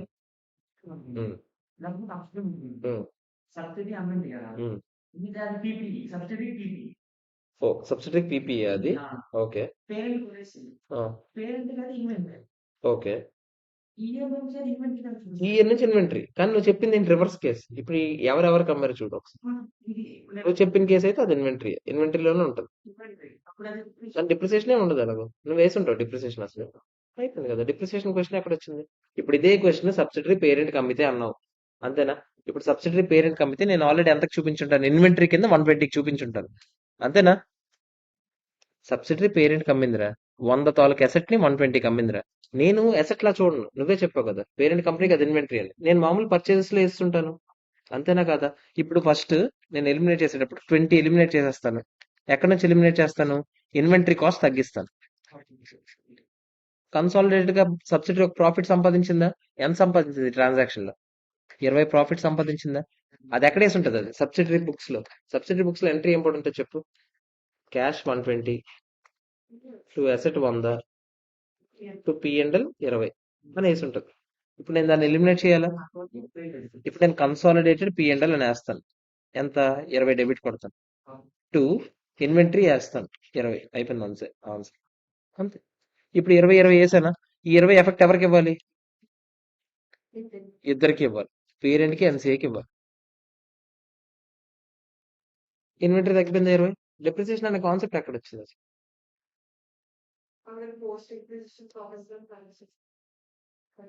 అందుకే పోస్ట్ అక్విజిషన్ ప్రాఫిట్స్ నుంచి మైనస్ చేసి ఆ 20ని పేరెంట్ కి ఎన్సీఏకి ఇద్దరికి తగ్గుతుంది ప్రాఫిట్ షేర్. ఓకేనా? పీపీ పీపీ కింద అల్టిమేట్ గా ఇప్పుడు ఎవరి దగ్గర ఉంది ఆడి చేతిలో ఏంటి అనేది ఇంపార్టెంట్. సబ్సిడరీ దగ్గర ఉంది అల్టిమేట్ గా. ఆడి చేతిలో ఏమని ఉంది? అది పీపీ అని ఉంది. కాకపోతే వాల్యూ ఎంత ఉంటుంది? ఇప్పుడు నేను చెప్పాను లెక్క అంతా వేసాం 90 అని వేసాం కదా. ఆ 90కి చూపిస్తాం. ఇంకా ఎవరికి సేల్ అయిపోతే? పేరెంట్ సబ్సిడరీకి మాత్రం అమ్మింది. సబ్సిడరీ దగ్గర ఉంది కదా ఇంకా. సో అది అసెట్టే కదా. అసెట్ కింద చూపిస్తాం. పీపీ కింద చూపిస్తాం. సబ్సిడరీ కూడా అమ్మేసింది అనుకో అప్పుడు అసలు ఓకేనా? క్లియరా? ఇంకా ఓకేనా? 19th క్వశ్చన్ చూస్తారా? చెప్పండి. ఏం జరిగింది అది? 70% షేర్స్ కొన్నాం చూడండి ఫాస్ట్ గా. 70% షేర్స్ కొన్నాము. 10 lakhs పెట్టి అదర్ ఈక్విటీ ఎంత ఉందంట ఆ రోజు? 80,000 ఉందంట. In the 4 consecutive years. ఆ తర్వాత నుంచి ఏం జరిగిందంట? ఫేర్డ్ బ్యాడ్లీ, లాసెస్ వచ్చాయంట. ఫస్ట్ ఇయర్ లో 2,50,000, 4 lakh, 5 lakh, 1,20,000 వరుసగా 4 years పాటు ఏమైంది? లాస్ వచ్చింది. ఓకే, బానే ఉంది. దేర్ ఆఫ్టర్ 2005-6 లో 4 years తర్వాత ఫిఫ్త్ ఇయర్ లో మళ్ళీ ఏమైందంట? ప్రాఫిట్స్ వచ్చాయంట. ఆ నెక్స్ట్ 2 years లో కూడా ప్రాఫిట్స్ వచ్చాయంట. అంటే మొత్తం 7 years డేటా ఉంది మన దగ్గర. ఏమడుగుతున్నాడు ఆడు? ఎన్సిఐ గుడ్ విల్ వాల్యూ ప్రతి ఇయర్ ఎండింగ్ కి లెక్కెట్టి చెప్పండి అంటాడు. ఏమంటున్నాడు? Assets are at fair value అని చెప్పాడు. ముందు నాకు చెప్పండి. ముందు ఎన్సిఐ ఏ మెథడ్ వాడతాం మన దగ్గర? ఇంకే వాల్యూ, ఫెయిర్ వాల్యూ ఇచ్చాడు ఏమైనా? ఫెయిర్ వాల్యూ మెథడ్ వాడడానికి ఈ ఫెయిర్ వాల్యూ కాదు. ఎన్సిఐ ఫెయిర్ వాల్యూ మెథడ్ వాడడానికి ఏమైనా షేర్ ఫెయిర్ వాల్యూ ఇచ్చాడా? ఏమి ఇవ్వలేదు. మనం అప్పుడు పసినా మెథడే కదా మన దగ్గర ఉంది దిక్కు. అంతేనా కదా చెప్పండి. ఫస్ట్ ఎక్వైర్ చేసుకునేటప్పుడు మీకు చెప్పాను నేను. పసీనా మెథడ్ లో అదే నెట్ అసెట్స్ లెక్కెట్టడానికి మీకు ఏం చెప్పాను చెప్పండి? Share capital plus reserves supply చేసి వచ్చా లేదా చెప్పండి? అంతేనా కాదా? ఇంకేమైనా ఆప్షన్ ఉందా? చూడండి ఒకసారి. అంతే, ఇంకేం ఆప్షన్ లేదు. 10, 10, 80 మొత్తం కలుపుతారు ఎంత? సారీ, 10, 80. 10,80,000 అనా? అంతేనా కాదా చెప్పండి? 10,80,000 ఇంటూ ఎంత పర్సెంటేజ్? ఎంత చెప్తారా? 3,24,000 అయినా కాదా? ఎన్సీఏ ఫస్ట్ లో 3,24,000. గుడ్ విల్ ఎంత చెప్తారు ఇనీషియల్ గా? ఎన్సీఏ 3,24,000 చెప్పారు. పర్చేస్ కన్సిడరేషన్ ఎంత? 10 lakhs. రెండు కలపండి. 13,24,000. అగేన్స్ట్ కి ఎంత వచ్చింది? 10,80,000 వచ్చింది. సో గుడ్ విల్ ఎంత చెప్తారా? 2,44,000 గుడ్ విల్ అయినా కాదా చెప్పండి? అందరికి ఫస్ట్ ఇయర్ ఓకేనా? సెకండ్ ఇయర్ ఎండింగ్ వెళ్దామా? సెకండ్ ఇయర్ ఎండింగ్ లో ఎంత వచ్చింది లాస్? అదే, సెకండ్ ఇయర్ అంటే ఆ నెక్స్ట్ ఇయర్ సబ్సిక్వెంట్ గా ఏమైంది? 2,50,000 లాస్ వచ్చిందా? మీరు నా చెప్పండి. 2,50,000 లాస్ లో ఎవరెవరి భాగం ఎంత ఉంది చెప్పండి? ఎన్సీఏకి ఎవరెవరికి ఎంత భాగం ఉంది? 2,50,000 లాస్ వచ్చింది. ఎవరెవరు భరించాలి? పేరెంట్ కంపెనీ భరించాలి, సబ్సిడరీ కంపెనీ భరించాలి. సబ్సిడరీ కంపెనీ ఎంత భరిస్తుంది? సబ్సిడరీ కంపెనీ చండాలంగా. ఎన్సీఏ భరించాలి. ఎన్సీఏ ఎంత భరిస్తుంది? 30%. మన వాళ్ళ గురించే కదా, మన గురించి అడగట్లేదు ఆడు. 30% లెక్కటండి ఆడు దాని మీద. మనమేమో 1,75,000. ఇదిగో అది కూడా రాసేట్లే. కన్సాలిడేటర్ మనం ఎంత భరిస్తాం? 1,75,000 భరిస్తాం. అంతేనా కాదా చెప్పండి? మరి 3,24,000 ఎన్సీఏ కాస్త 75 లాస్ అయిపోయాక ఎంత అవుతారు చెప్పండి? 2,49,000 అవుతారు. ఓకేనా కాదా? గుడ్ విల్ ఏమైనా మారుతుందా? ఏం మాట్లాడు. ఇంపైర్మెంట్ ఇచ్చుంటే చేసిండే వాళ్ళం. ఏమి ఇవ్వలేదు కాబట్టి అది అలాగే ఉంటుంది. ఓకే, అర్థమైందా లేదా చెప్పండి? మీరు అసలు అసలు ఆన్సర్ మొత్తంలో గుడ్ విల్ ఎక్కడ మారదు. ఎందుకంటే గుడ్ విల్ కి ఇంపైర్మెంట్ ఏమి ఇవ్వలేదు అది. సో అది అలాగే ఉంటుంది. దాని గురించి వదిలేండి. అయిపోయింది. It's over. ఇటు సైడే చూద్దాం. నెక్స్ట్ మళ్ళీ ఏం జరిగింది? లాస్ వచ్చిందా? మళ్ళీ అంత 4 lakhs. 4 lakhs లాస్ లో షేర్ ఎంత? అంటే ఎంత? 1,20,000 ఏనా? 249 లో 120 పోయాక ఎంత? 129 ఏనా? అంతేనా? మళ్ళీ ఏం జరిగింది? మళ్ళీ 5 lakhs లాస్. 5 lakhs లో వాళ్ళ షేర్ ఎంత? 5 lakhs లో వాళ్ళ షేర్ ఎంత? 1,50,000 ఏనా? ఆగండి. వాళ్ళు ఎంత ఉంది? 129 కాస్త 150 లాస్ అయితే 21 నెగిటివ్ లోకి వెళ్ళిపోయింది. మీకు నేను చెప్పాను, ఎన్సీఐ నెగిటివ్ వాల్యూ ఉండొచ్చా ఉండకూడదా? ఉండొచ్చు. చెప్పానా లేదా? నెక్స్ట్. నెక్స్ట్ ఏం జరిగింది? ఏది? ఎక్కడిక్కడ? ఇక్కడ. నెక్స్ట్ మళ్ళీ 1,20,000 లాస్. మళ్ళీ లాస్. వాళ్ళకి ఎంత? అంటే ఎంత? 36,000.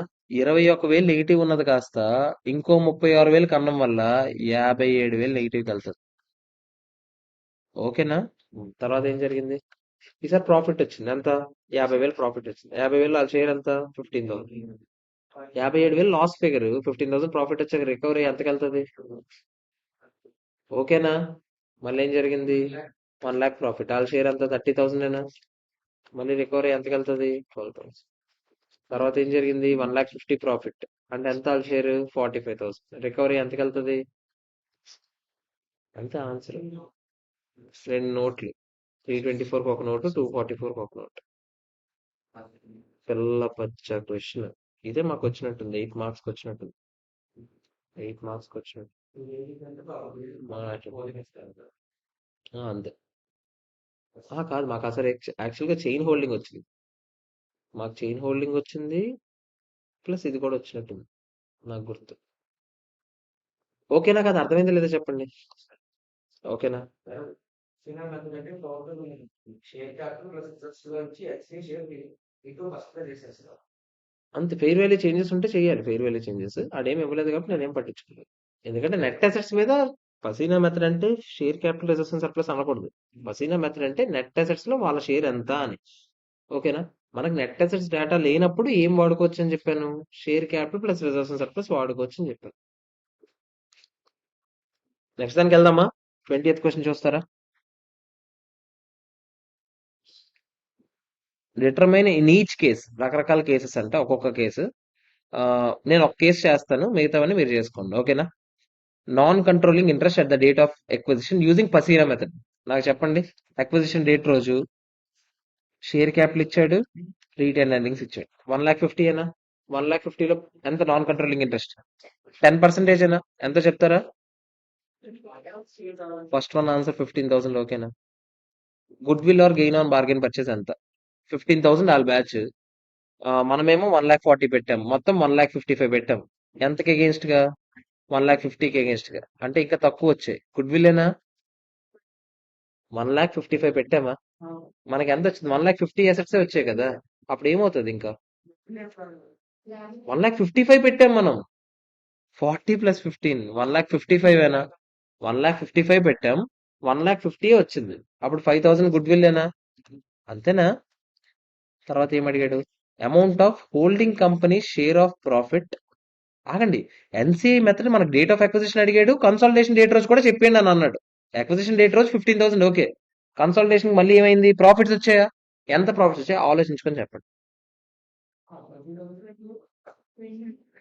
20,000 ప్రాఫిట్స్ వచ్చాయి. ఎందుకు చెప్పండి? 50 కాస్త 70 అయింది, అంటే ఎంత ప్రాఫిట్ వచ్చినట్టు? 20,000 అయినా కాదా చెప్పండి? 20లో వాళ్ళ షేర్ ఎంత? 10% అంటే ఎంత? 2,000 ఏనా? అంటే 15 కాస్త ఏమవుతుంది చెప్పండి? ఓకేనా? మన కంపెనీ షేర్ ఎంత అని అడుగుతున్నాడు. మన ఓన్ రీటైన్ ఎర్నింగ్స్ 2 lakhs ఉన్నాయంట. మన ఓన్ 2 lakhs ప్లస్ సబ్సిడరీ నుంచి ఎంత చెప్పండి? ఇప్పుడే 20,000 లో వాళ్ళకి 2,000 ఇచ్చాక మనకి ఎంత? అంటే ఆన్సర్ ఎంత చెప్తారా? చెక్ చేద్దామా? 15, 17, 5,000 గుడ్ విల్, 18,000 మన రిటైన్ ఎర్నింగ్స్ యాడ్ చేయాలి. ఆ 2 lakhs యాడ్ చేయలేదు, చేయకుండా ఒక్కటే చెప్పాడు 18,000 అని. మనం కావాలంటే మనం కలుపుకొని 2,18,000 మొత్తం మందని చెప్పొచ్చు. ఈజీ అయినా కదా చెప్పండి? పిల్లవచ్చ క్వశ్చన్ రా. ఓకేనా? ఇది మీరు చేసుకోవచ్చు.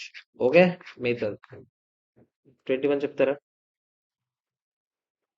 జాగ్రత్తగా జాగ్రత్తగా జాగ్రత్తగా. నేను మీకు మొన్న క్వశ్చన్స్ తో పాటు చెప్తానన్న పార్ట్ ఇది. జాగ్రత్త చదవండి, ఈజీగా ఉంటుంది, ఒకసారి చదవండి. పిఏమో హోల్లీ ఓన్ సబ్సిడరీలో 20% స్టేక్ వదిలేస్తుంది. హోల్లీ ఓన్ సబ్సిడరీ అంటే ఇప్పటి వరకు మనకి ఎంత స్టేక్ ఉంది చెప్పండి? 100 ఉంది. ఇప్పుడు ఒక 20% వదిలేస్తే, ఫస్ట్ వదిలేసింది ఎంతకు వదిలేసింది? 100 lakhs వదిలేసింది. ఫస్ట్ క్యాష్ వస్తుందా? Cash 100 lakhs. ఒప్పుకుంటారా లేదా చెప్పండి? జాగ్రత్తగా ఆలోచించి చెప్పండి. ఇప్పుడు 20% కొత్తగా ఎన్సీఏ వస్తుందా రాదా? ఇప్పటి వరకు ఎన్సీఏ ఉందా? కానీ ఇప్పుడు ఎన్సీఏ వస్తుందా రాదా చెప్పండి? మరి 2 ఎన్సీఏ క్రియేట్ చేయాలా లేదా? అంతేనా కదా చెప్పండి? ఎన్సీఏ క్రియేట్ చేయాలి, ఓకే, బానే ఉంది. మరి ఏ వాల్యూ క్రియేట్ చేయాలి? ఇది క్వశ్చన్ అయినా కదా? ఆ రోజుకి నెట్ అసెట్స్ ఎంత ఉన్నాయంట? 300 lakhs including goodwill of 65 lakhs from subsidiaries initial acquisition. Initial గా అక్వైర్ చేసుకునేటప్పుడు మొత్తం అవన్నీ ఎందుకు? మొత్తం కలిపి ఎంత ఉన్నాయి? 300 lakhs ఉన్నాయి. అంతేనా కదా? 300 లో వాళ్ళ షేర్ ఎంత? 20%. ఎంత చెప్తారా? 60. ఎన్సీఏ ఫెయిర్ వాల్యూ మెథడ్ కూడా రికాగ్నైజ్ చేయొచ్చు, మనకి ఇచ్చుంటే డీటెయిల్స్. ఇది పసీనా మెథడ్. ఓకేనా కదా చెప్పండి? 60. మరి ఆబ్వియస్లీ 100, 60 లాభం వచ్చిందా లేదా చెప్పండి? అవునా కదా? To gain on sale of interest in subsidiary 40 లాభం వచ్చిందా? అదర్ ఈక్విటీకి పంపించారు. ఓకేనా కాదా చెప్పండి? అర్థమైందా లేదా? ఓన్లీ పేరెంట్ కంపెనీకి. ఇదిగో చూడండి, fair value consider to be attributed to parent in other equity 40. ఎవరికైనా ఏమైనా డౌట్ ఉందా? క్లియరా కాదా చెప్పాలి నాకు. ఓకే, 20 seconds చెప్తారా? జాగ్రత్తగా ఆలోచించి చెప్పండి రా ప్రశాంతంగా. ఏమో 60% ఎక్వైర్ చేసుకుంది ఎప్పుడు? 2 years ఎగో అంట. Okay. At the time at the time BVs fair value అప్పుడు ఎంత ఉందంట? 10,000 ఉందంట. ఆగండి, ఆ రోజుకి 10,000 ఉంది ఆల్ ఫెయిర్ వాల్యూ. మనం 6,000 పెట్టుకున్నాం, 60%. ఓకే. నెట్ అసెట్స్ ఆ రోజు ఎంత ఉన్నాయంట? ఎల్టీ హ్యాడా? ఎల్టీ ఎవరు? ఇట్ అయి ఉంటది అది. It had net assets with fair value ఎంత ఉందంట? 6,000 ఉందంట ఆ రోజు. ఆ రోజు 6,000 ఉంది. గుడ్ విల్ 2,400 రికార్డ్ చేశారంట. ఎలా రికార్డ్ చేశారంటారు చెప్పండి? మీకు చెప్పాను నేను. పర్చేస్ కన్సిడరేషన్ ఎంత? 6,000. ఫెయిర్ వాల్యూ ఎంత? అదే ఎన్సీఏ ఎంత? 4,000 ఏనా? ఎందుకంటే అటు చెప్పాడు కదరా, మొత్తం కంపెనీ ఫెయిర్ వాల్యూ 10,000 అయితే ఎన్సీఏ 4,000 ఏనా కాదా చెప్పండి? మైనస్ నెట్ అసెట్స్ ఎంత ఎక్వైర్ చేసుకున్నారు? 6,000 ఏనా? ఎంత?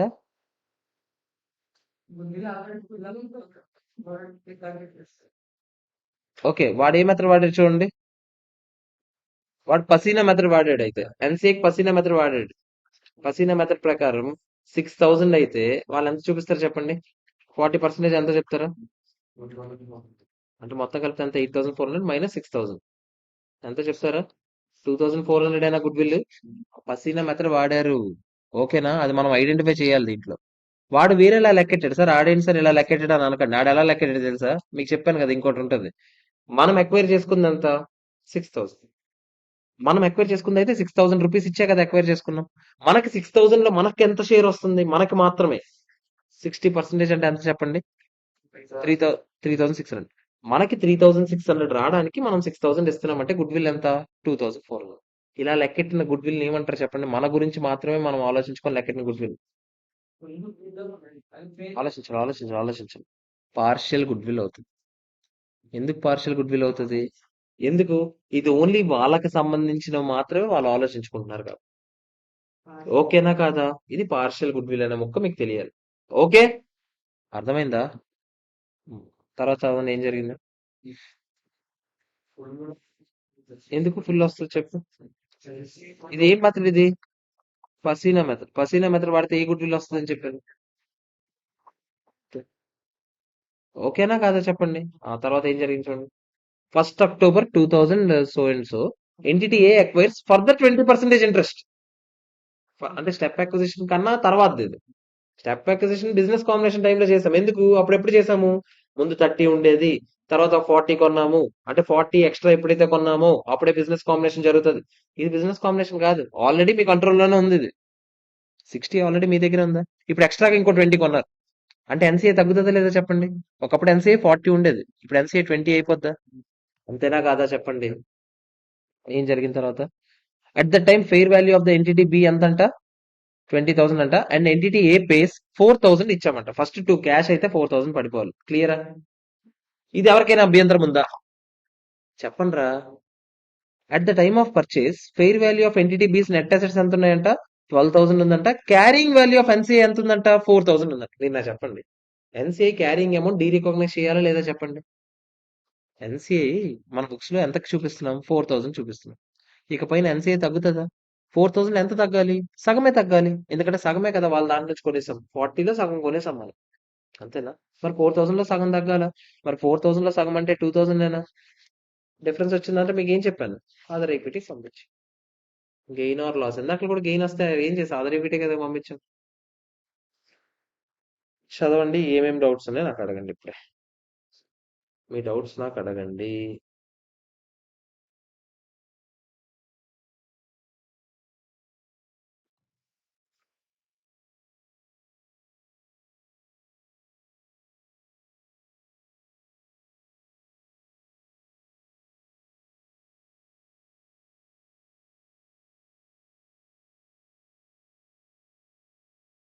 ఓకేనా కాదా అందరికి? క్లియరా కాదా చెప్పండి. 23rd క్వశ్చన్ జాగ్రత్త చదివేసి చెప్పండి ప్రశాంతంగా.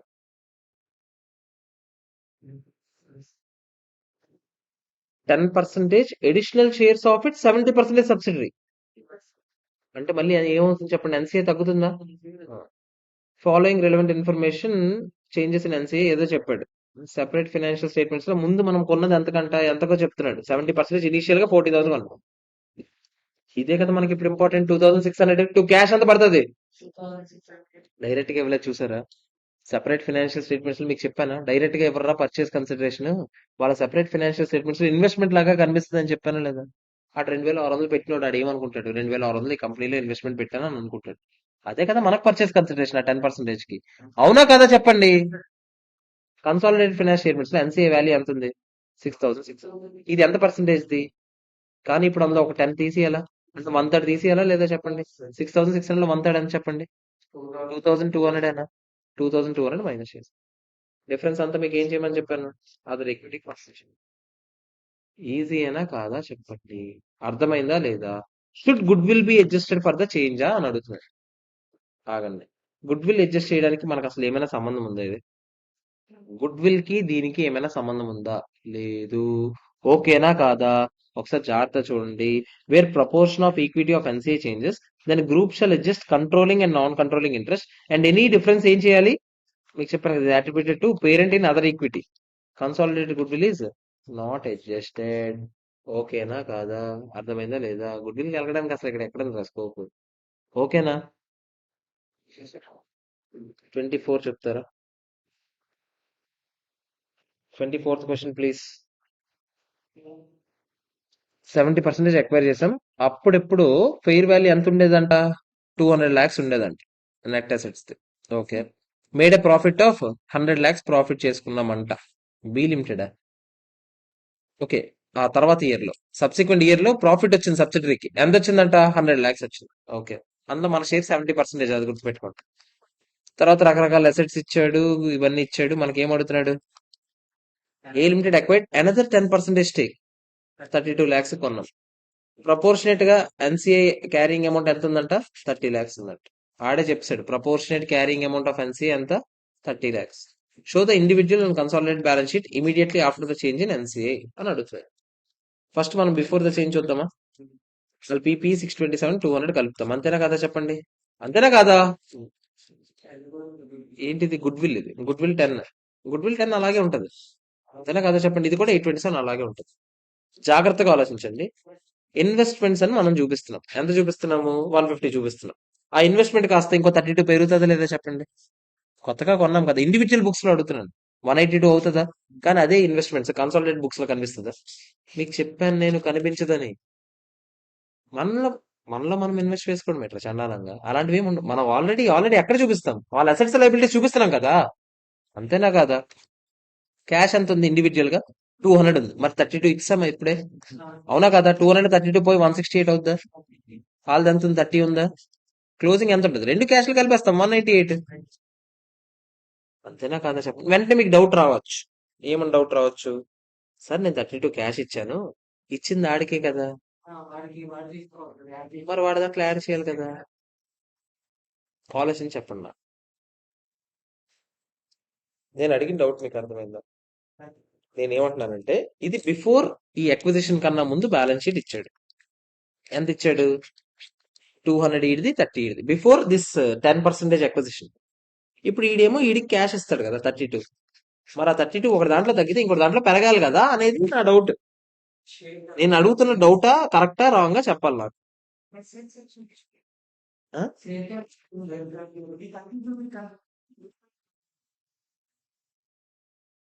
క్యాష్ గురించి మాత్రం అడుగుతున్నాను. క్యాష్ మనీ ఎక్కడికి వెళ్ళింది? జాగ్రత్తగా ఆలోచించండి. నేను మనీ ఎవరికి ఇచ్చాను? సబ్సిడరీకి ఇచ్చానా? ఎన్సీఓలు ఎవరు? కంపెనీయే. వేరే వాళ్ళు ఎవరో బయట వాళ్ళు ఇండివిజువల్ గా వాళ్ళకి క్యాష్ ఇచ్చాను చేతికి. ఇచ్చి షేర్స్ కొనుక్కున్నాను. వాళ్ళ ఇండివిజువల్ క్యాష్ ఇక్కడ ఎందుకు కనిపిస్తుంది? మొన్న కూడా మనం ఎప్పుడు చేసాం ఇది? అదే ఆ కామన్ కంట్రోల్ మెథడ్ లో మీకు డౌట్ వచ్చింది అప్పుడు. క్యాష్ వీళ్ళకి రాదురా, ఆ ఎంట్రీలో ఏదో ఎక్స్ప్లెయిన్ చేసినప్పుడు, గుడ్ విల్ లో క్యాపిటల్ ఏదో ఎక్స్ప్లెయిన్ చేసినప్పుడు బిజినెస్ కాంబినేషన్ టైప్ లో వీళ్ళకి ఇవ్వరు, ఆ షేర్ హోల్డర్స్ కి ఇస్తారు క్యాష్. మెంబర్స్ ఆఫ్ ద కంపెనీకి ఇస్తారు. వీళ్ళకి ఏమైనా వస్తుంది క్యాష్ కంపెనీకి? కంపెనీకి ఏం రాదు. సో కంపెనీకి ఎంత ఉంటది? 198 ఉంటది. ఓకేనా కాదా? అర్థమవుతుందా? నెక్స్ట్ అదర్ కరెంట్ అసెట్స్ ఉన్నాయి కదా. అదర్ కరెంట్ అసెట్స్ ఎంత? 20. ఇదేమైనా మార్చామా? ఏం మార్చలేదు, అది అలాగే ఉంటుంది. ఓకేనా? ఇండివిజువల్ గా ఏవేవో వచ్చాయి బ్యాలెన్స్ లో. ఈ రెండు కలిపి వచ్చేయాలి కదా అని అనకండి చండాలంగా. అలా రావు. ఎందుకంటే మధ్యలో కొన్ని ఎలిమినేట్ చేసామా లేదా చెప్పండి. షేర్ క్యాపిటల్ ఏం మారదు. 200 100 షేర్ క్యాపిటల్ మారిపోద్దా? అది అలాగే ఉంటది. 200 100. కానీ కన్సాలిడేటెడ్ లో ఏది కనిపిస్తుంది? పేరెంట్ కంపెనీ షేర్ క్యాపిటల్ మాత్రమే కనిపిస్తుంది. అంటే ఎంత కనిపిస్తుంది? 200 మాత్రమే కనిపిస్తుంది. ఇది మీకు తెలుసు కదా, బిజినెస్ కాంబినేషన్ లో నేర్చుకున్నాం కదా. అదర్ ఈక్విటీ కూడా ఎవరిది కనిపించాలి? ఓన్లీ పేరెంట్ కంపెనీదే కనిపించాలి. మీకు గుర్తుందా? 800 ఇండివిజువల్ గా ఉన్నాయి, 200 ఇండివిజువల్ గా ఉన్నాయి. ఇండివిజువల్ గా ఏమైనా జరుగుతుందా చెప్పండి ఈ ఎంట్రీ వల్ల? ఎందుకంటే మీకు గుర్తుంటే, నేను ఇప్పుడు ఒక కంపెనీని కొనుక్కుంటే ఎంట్రీ అసలు నేనేం చెప్పండి, ఫస్ట్ ఇండివిజువల్ బుక్స్ లో ఏమని పడుతుంది చెప్పండి. కంపెనీలో 10% స్టేక్ కొన్నాను, ఇండివిజువల్ బుక్స్ లో ఏం పడుతుంది అని అడుగుతున్నా. Investment cash. అంతేనా కదా చెప్పండి. సబ్సిడరీ బుక్స్ లో ఏం పడుతుంది చెప్పండి ఇండివిజువల్ గా? నరికేస్తుంది ఇప్పుడే. అసలు వాళ్ళకి ఎందుకు పడుతుంది? ఆడ బుక్స్ లోకి ఎందుకు కెలుకుతున్నారు మీరు? ఆడేమైనా చేస్తాడా? ఆ ఎన్సీఏ గారి దగ్గరికి వెళ్ళి మీరు కొనుక్కుంటే, ఈడెవడరా, ఈడెందుకురా బుక్స్ మార్చేస్తాడు? ఇందాకలే కదా నేను చెప్పాను క్యాష్ రాదని. అంతేనా కాదా చెప్పండి. వాడికి ఏం సంబంధమే లేదు. మన ఇండివిజువల్ బుక్స్ లో మాత్రం పడుతుంది ఇన్వెస్ట్మెంట్. అంతేనా కాదా? అందుకనే మనం ఇన్వెస్ట్మెంట్ క్యాష్ చేయడం వల్ల ఈ 32 పెరిగింది, ఈ 32 తగ్గింది. అంతేనా? కన్సాలిడేటెడ్ బుక్స్ లో ఏమని పడుతుంది అంటే ఆలోచన చెప్పండి. మీకు గుర్తుంటే క్యాష్ 32 పడాలి. అందుకే కదా క్యాష్ తగ్గింది మన దాంట్లో. అవునా కాదా చెప్పండి. ఆ, తర్వాత జాగ్రత్తగా ఆలోచించండి. ఎన్సీఏ ఏమవుతుంది ఇప్పుడు? తగ్గుతుంది, తగ్గుతుంది, తగ్గుతుంది. ఎందుకంటే 30% ఎన్సీఏ ఉన్నారా ముందు, ఇప్పుడు 10% తగ్గించేయాలా లేదా చెప్పండి. వాళ్ళ తాలూకా క్యారింగ్ అమౌంట్ ఎంతో చెప్పాడు కదా. Proportionate carrying amount 30. అంటే డైరెక్ట్ గా ఆడే ఇచ్చాడు లెక్కెట్స్. 30 ఇచ్చాడా? NCA debit. ఓకేనా కదా చెప్పండి. డిఫరెన్స్ అంతా దేనికి పంపించమన్నాను? Other equity. అంటే అదర్ ఈక్విటీ లెక్కెట్టేటప్పుడు 800 ఈల్ది, 200 ఈల్ది. ఓకే. ఫస్ట్ అసలు 200 మన షేర్ అంతా ఈడే చెప్పాడు 870 అని. మన షేర్ ఆడే ఏదో చేసి చెప్పేసాడు 870 అని. 870లో మనం ఒకటే అడ్జస్ట్మెంట్ చేస్తాం. 2 ఒకటి మైనస్ చేసి ఎంత వేస్తాము? 868. ఎన్సీఐ కాస్త 90 ఉండేది కాస్త ఏమవుతుంది చెప్పండి? 60 అయిపోతే ఆటోమేటిక్ గా బ్యాలెన్స్ షీట్ టాలీ. పుట్టి బ్యాలెన్స్ షీట్ సమ్. కానీ ఇది మంచి బేస్. చూసుకోండి ఒకసారి, ఎవరికి ఏం డౌట్స్ ఉన్నాయో అడగండి. అరే అర్థమైందా నేను ఇందాక చెప్పిన లాజిక్?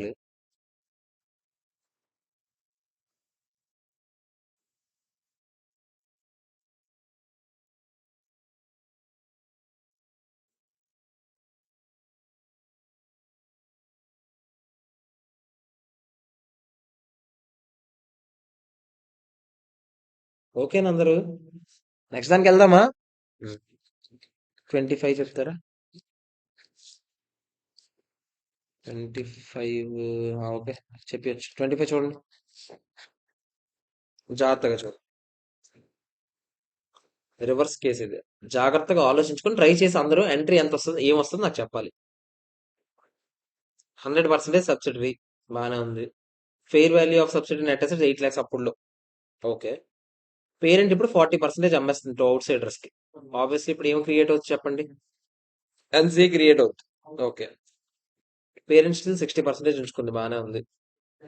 క్యారింగ్ అమౌంట్ ఎంత ఉంది? 18 lakhs ఉంది. ఇన్క్లూడింగ్ అందులో net asset 16 lakhs, good will ఎంత? 2 lakhs. అంటే అవతల వాళ్ళ 18 lakhs లో మనం ఇప్పుడు డీ రికాగ్నైజ్ చేసేయాలి కదా.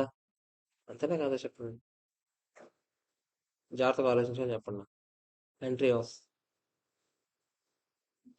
ముందు మీకు డబ్బులు అయితే వచ్చాయి కదా. ఎంత డబ్బులు వచ్చాయి చెప్పండి? 9 lakhs వచ్చాయా? సో కళ్ళు మూసుకొని ఫస్ట్ క్యాష్ 9 lakhs వచ్చిందని వేసుకుంటారు లేదా చెప్పండి.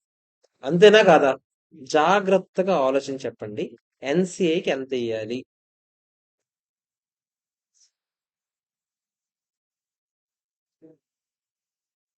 మరి అంతే కదా, ఇంకే వాల్యూ ఇవ్వలేదు వాడు. పర్సన్ మెథడ్ అప్పుడు 18 lakhs నెట్ అసెట్స్ లో వాళ్ళకి షేర్ ఎంత చెప్పండి? 40% ఎంత చెప్తారా? అంతేనా కాదా చెప్పండి. సో టు ఎన్సీఐ ఎంత వేస్తాను? 7 lakh. డిఫరెన్స్ వచ్చిందంతా మీకు దేనికి పంపించమన్నాను?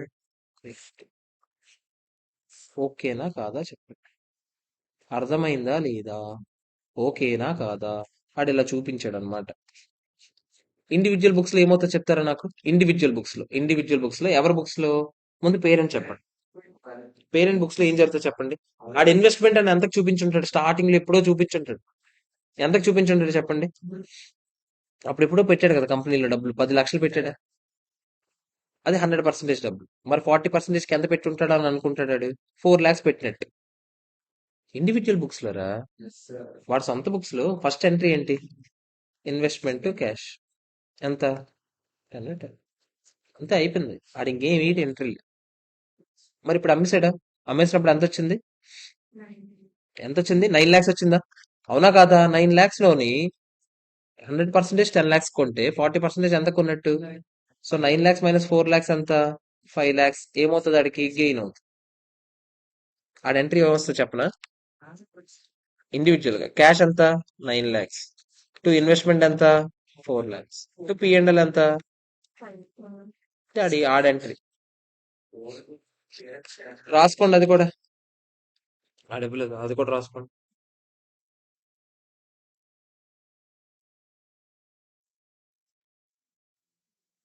దీని గురించి ఈ పారా చదివి నాకు ఎవరైనా ఎక్స్ప్లెయిన్ చేయాలి.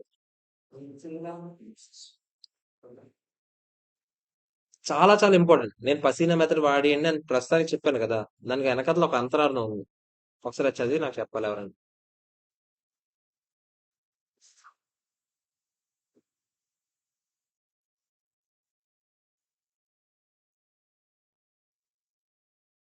ఇది నేను ఒక దగ్గర మాట్లాడాను, ఇది దీని గురించి డిస్కషన్ వచ్చింది ఒక దగ్గర. బిజినెస్ కాంబినేషన్ లో వచ్చింది డిస్కషన్ కూడా, చెప్తున్నాను.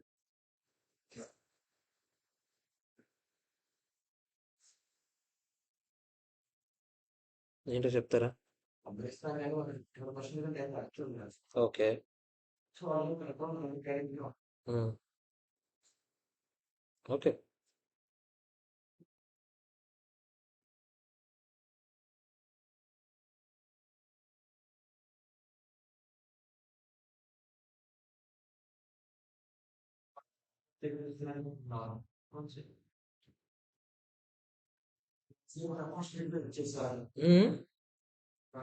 సేమ్ బిజినెస్ కాంబినేషన్ లో కూడా నేను చెప్పాను ఈ పాయింట్.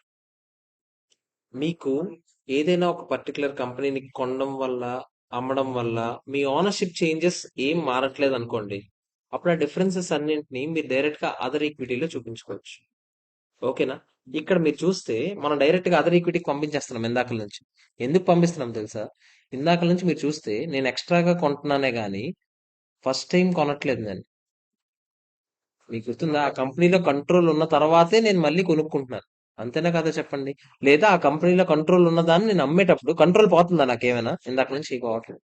సో మీ ఓనర్షిప్ చేంజెస్ ఏం రావట్లేదు అనుకోండి, ఓకేనా? దానివల్ల అప్పుడు ఓకే, సారీ మీకు కాదు, ఇండియా 7 అప్పుడు చెప్పుంటాను అక్కడ క్యాష్ ఫ్లో కావలేదు కదా క్యాష్ ఫ్లో. మీరు ఏదైనా ఒక పర్టికులర్ ఒక సబ్సిడరీ కంపెనీలో ట్రాన్సాక్షన్ చేస్తున్నారు, వాళ్ళ స్టేక్ అమ్మడమో వాళ్ళ స్టేక్ కొనడమో ఏదో చేస్తున్నారు. ఇలా చేయడం వల్ల మీ ఓనర్షిప్ ఇంట్రెస్ట్ ఎటువంటి ఎఫెక్ట్ జరగట్లేదు అనుకోండి, అప్పుడు గెయిన్ వచ్చినా లాస్ వచ్చినా అదర్ ఈక్విటీలో చూపించండి. గెయిన్ వచ్చినా లాస్ వచ్చినా ఎక్కడ చూపించాలి? అదర్ ఈక్విటీలో చూపించాలి. ఇది గుర్తుపెట్టుకోండి. ఇండియా 7 లో ఇలాంటి డిస్కషన్ ఒకటి వస్తుంది, అప్పుడు చెప్తాను మళ్ళీ. అంటే ఆ, దానికి దీనికి సంబంధం లేదు. కానీ ఇప్పుడు ప్రస్తుతానికి అయితే మీరు ఏం ఏం తెలుసుకున్నారు? ఒకవేళ మనం చేసే దాని వల్ల ఓనర్షిప్ ఇంట్రెస్ట్ రాకపోతే అప్పుడు గెయిన్ వచ్చినా లాస్ వచ్చినా డైరెక్ట్ గా అదర్ ఈక్విటీలోనే రికాగ్నైజ్ చేసేయాలి. మధ్యలో పిఎన్ఎల్కి వెళ్దు. అదే ఓనర్షిప్ అంటే నేను అంటే కంట్రోల్ చేంజ్ అవ్వకూడదు. ఓనర్షిప్ అంటే ఇప్పుడు నువ్వే కదా కంట్రోల్, ఎవడున్నాడో ఆడే కదా ఓనర్ అంట. ఉంటది. కన్సాలిడేషన్ ఉండదు. కానీ అప్పుడు డీ రికాగ్నైజ్ చేయాలి కదా, మరి అప్పుడు వరకు చూపించడం. అప్పుడు మళ్ళీ పెద్ద మెథడ్ మారిపోతుంది. ఇప్పుడు అది ఇంకా చేయలేదు మనం. నేను ఇంకా చెప్తుంది ఏంటి? ఓనర్షిప్ ఇంట్రెస్ట్ అంటే ఐ మీన్ కంట్రోల్ అనేది ఇంకా నీ దగ్గర ఉంది. కంట్రోల్ ఎటు పోలేదు. అలాంటప్పుడు వచ్చిన గెయిన్ అయినా లాస్ అయినా తీసుకెళ్ళి ఎక్కడ చూపించమన్నాను? ఆది ప్రస్తుతానికి అది ఒక్కటే నేర్చు. అంతే. 51% కన్నా తగ్గిపోయిన సమ్మలు చేస్తాము. ఓకేనా? క్లియరా? ఓకే.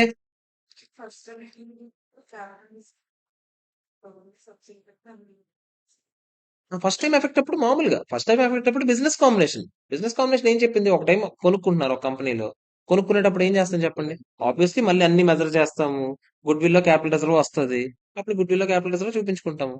అంతేగాని అప్పుడు అసలు అసలు క్వశ్చన్ ఎక్కడ ఉంది? అక్కడ అమ్మడం అనే క్వశ్చన్ కాదు కదా. ఫస్ట్ నేను ఇంకా అమ్మడం గురించి చెప్పలేదు, స్టేక్ వదిలేసినంత అమ్మడం ఎక్కడ మాట్లాడలేదు నేను. అది ఇంకా మాట్లాడు. ఓకేనా కాదా చెప్పండి? నెక్స్ట్ క్వశ్చన్ అనుకుంటా. ఇది చదవండి ఒకసారి. ఇదే. ఇదిగో వచ్చింది అయ్యా. అరే ఇదే నెక్స్ట్ క్వశ్చన్, చాలా ఇంపార్టెంట్.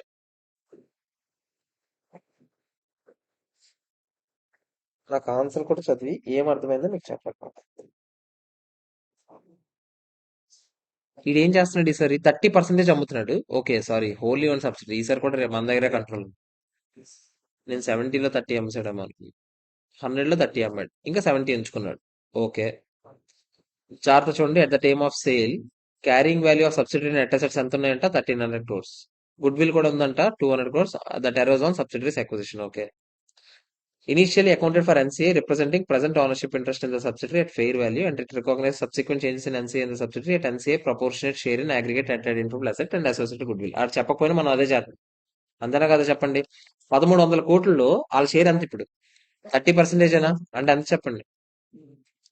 1300 ఆగండి. Additionally there is goodwill of 200 అంట. గుడ్ విల్ కలపలేదండి, మనం కలుపుదాం. అంతే కదా. వాడు ఇందాక నుంచి ఇంక్లూడ్ ఇచ్చాడు ఆడు, ఇప్పుడు మనం ఇంక్లూడ్ చేస్తాం. 1500లో ఎంత? 30% ఎంత? 450 అయినా కాదా చెప్పండి. 2 NCA 450, డబ్బులు వచ్చే క్యాష్ 500 టు అదర్ ఈక్విటీకి వెళ్ళిపోతుంది. ఓకేనా కాదా? అందరూ ఒకసారి మళ్ళీ చదవండి. ఇది కూడా చెప్పాను కదా, ఏదది? Changes in parents' ownership interest in a subsidiary that do not result in parent losing control of our equity transactions. Equity transactions అంటే అందుకే అడ్జస్ట్మెంట్స్ అని ఇందులో చేస్తాం, అదర్ ఈక్విటీలోనే చేస్తాం. ఓకేనా కాదా చెప్పండి.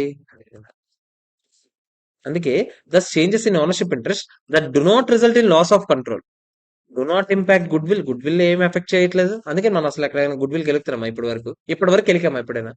ఇంకా గెలకాల్సిన సందర్భం ఉంటుంది, ఆవేశపడకండి. Associate with subsidiary or the statement of P&L అయినా గెలికాం ఎక్కడైనా? గెలకలేదు. ఓకేనా కాదా చెప్పండి. ఓకేనా? క్లియర్. ఓకే. ఇందాక నుంచి మనం పర్చేస్ చేస్తాము పేమెంట్స్ అదర్ ఈక్విటీకి పంపిస్తున్నాం. అసలు ఎక్కడ P&L అనేది కెలకలేదు. Goodwill derecognition concept కూడా ఎక్కడ జరగలేదు. ఓకేనా. అంటే డైరెక్ట్ గా మనం ఏం చేస్తాం? NCA ప్రపోర్షనేట్ గా లెక్కెట్టేస్తున్నాం అసెట్స్, దాన్ని బట్టి చేసుకున్నాం. ఓకేనా. 27 చూడండి.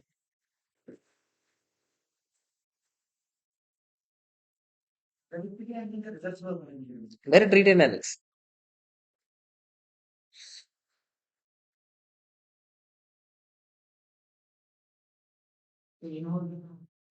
కాదు, ఏంటిది?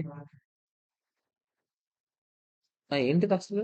ఏ parent company has an 80% own subsidiary. Okay. Entity B makes an acquisition for cash of a third. Okay, అంతే. చైన్ హోల్డింగ్ లాంటిదే. చూద్దాం. ఏ ఏమో బిని ఓన్ చేస్తుందిరా, బిఎల్ ఏం చేస్తుంది? సిని ఓన్ చేసుకుందిరా. గుడ్ విల్ ఏమో 1 lakh అరైజ్ అయిందిరా on acquisition of entity C.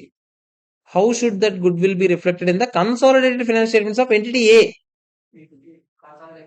Consolidation చేసేటప్పుడు ఎంటిటీ ఏ చేస్తుంది కదా, బి కూడా చేస్తుంది. మీకు చెప్పిన ఎక్సెప్షన్ ఉంది కొన్నిసార్లు. ఇప్పుడు చెప్పండి. షేర్ హోల్డర్స్ వద్దని చెప్పాలి, లిస్టింగ్ లో ఉండకూడదు, ప్రాసెస్ ఆఫ్ లిస్టింగ్ లో ఉండకూడదు, పైన వాళ్ళు తయారు చేయాలి. అంతేనా? Should it be reflected as 100% of goodwill with 20% allocated to NCA or 80% of goodwill that arises? చదివి చెప్పండి నాకు ఆన్సర్ మీనింగ్ ఏంటి. క్వశ్చన్ అర్థమైందా? ఏ బిని హోల్డ్ చేస్తుందా? బిఎల్సీని కొనుక్కుందా? బిఎల్సీని కొనుక్కున్నప్పుడు గుడ్ విల్ ఎంత వచ్చింది? 1 lakh వచ్చింది. ఇప్పుడు ఈ 1 lakh ఏం చేయాలి? ఈ 1 lakh లో వాళ్ళు షేర్ ఎంత అలా డివైడ్ చేయాలా ఏంటని అడుగుతున్నాడు. చదివి చెప్పండి నాకు. అదే ఎస్యూమ్ ఏమంటున్నాడు? బి కన్సాలిడేట్ ఫైనాన్షియల్ స్టేట్మెంట్స్ తయారు చేస్తే నీ బాధలన్నీ, లేకపోతే ఏ తయారు చేసుకుంటే చైన్ హోల్డింగ్ సమ్ అవుద్ది. ఇప్పుడు నేను చెప్తాను ఎలా చేయాలి.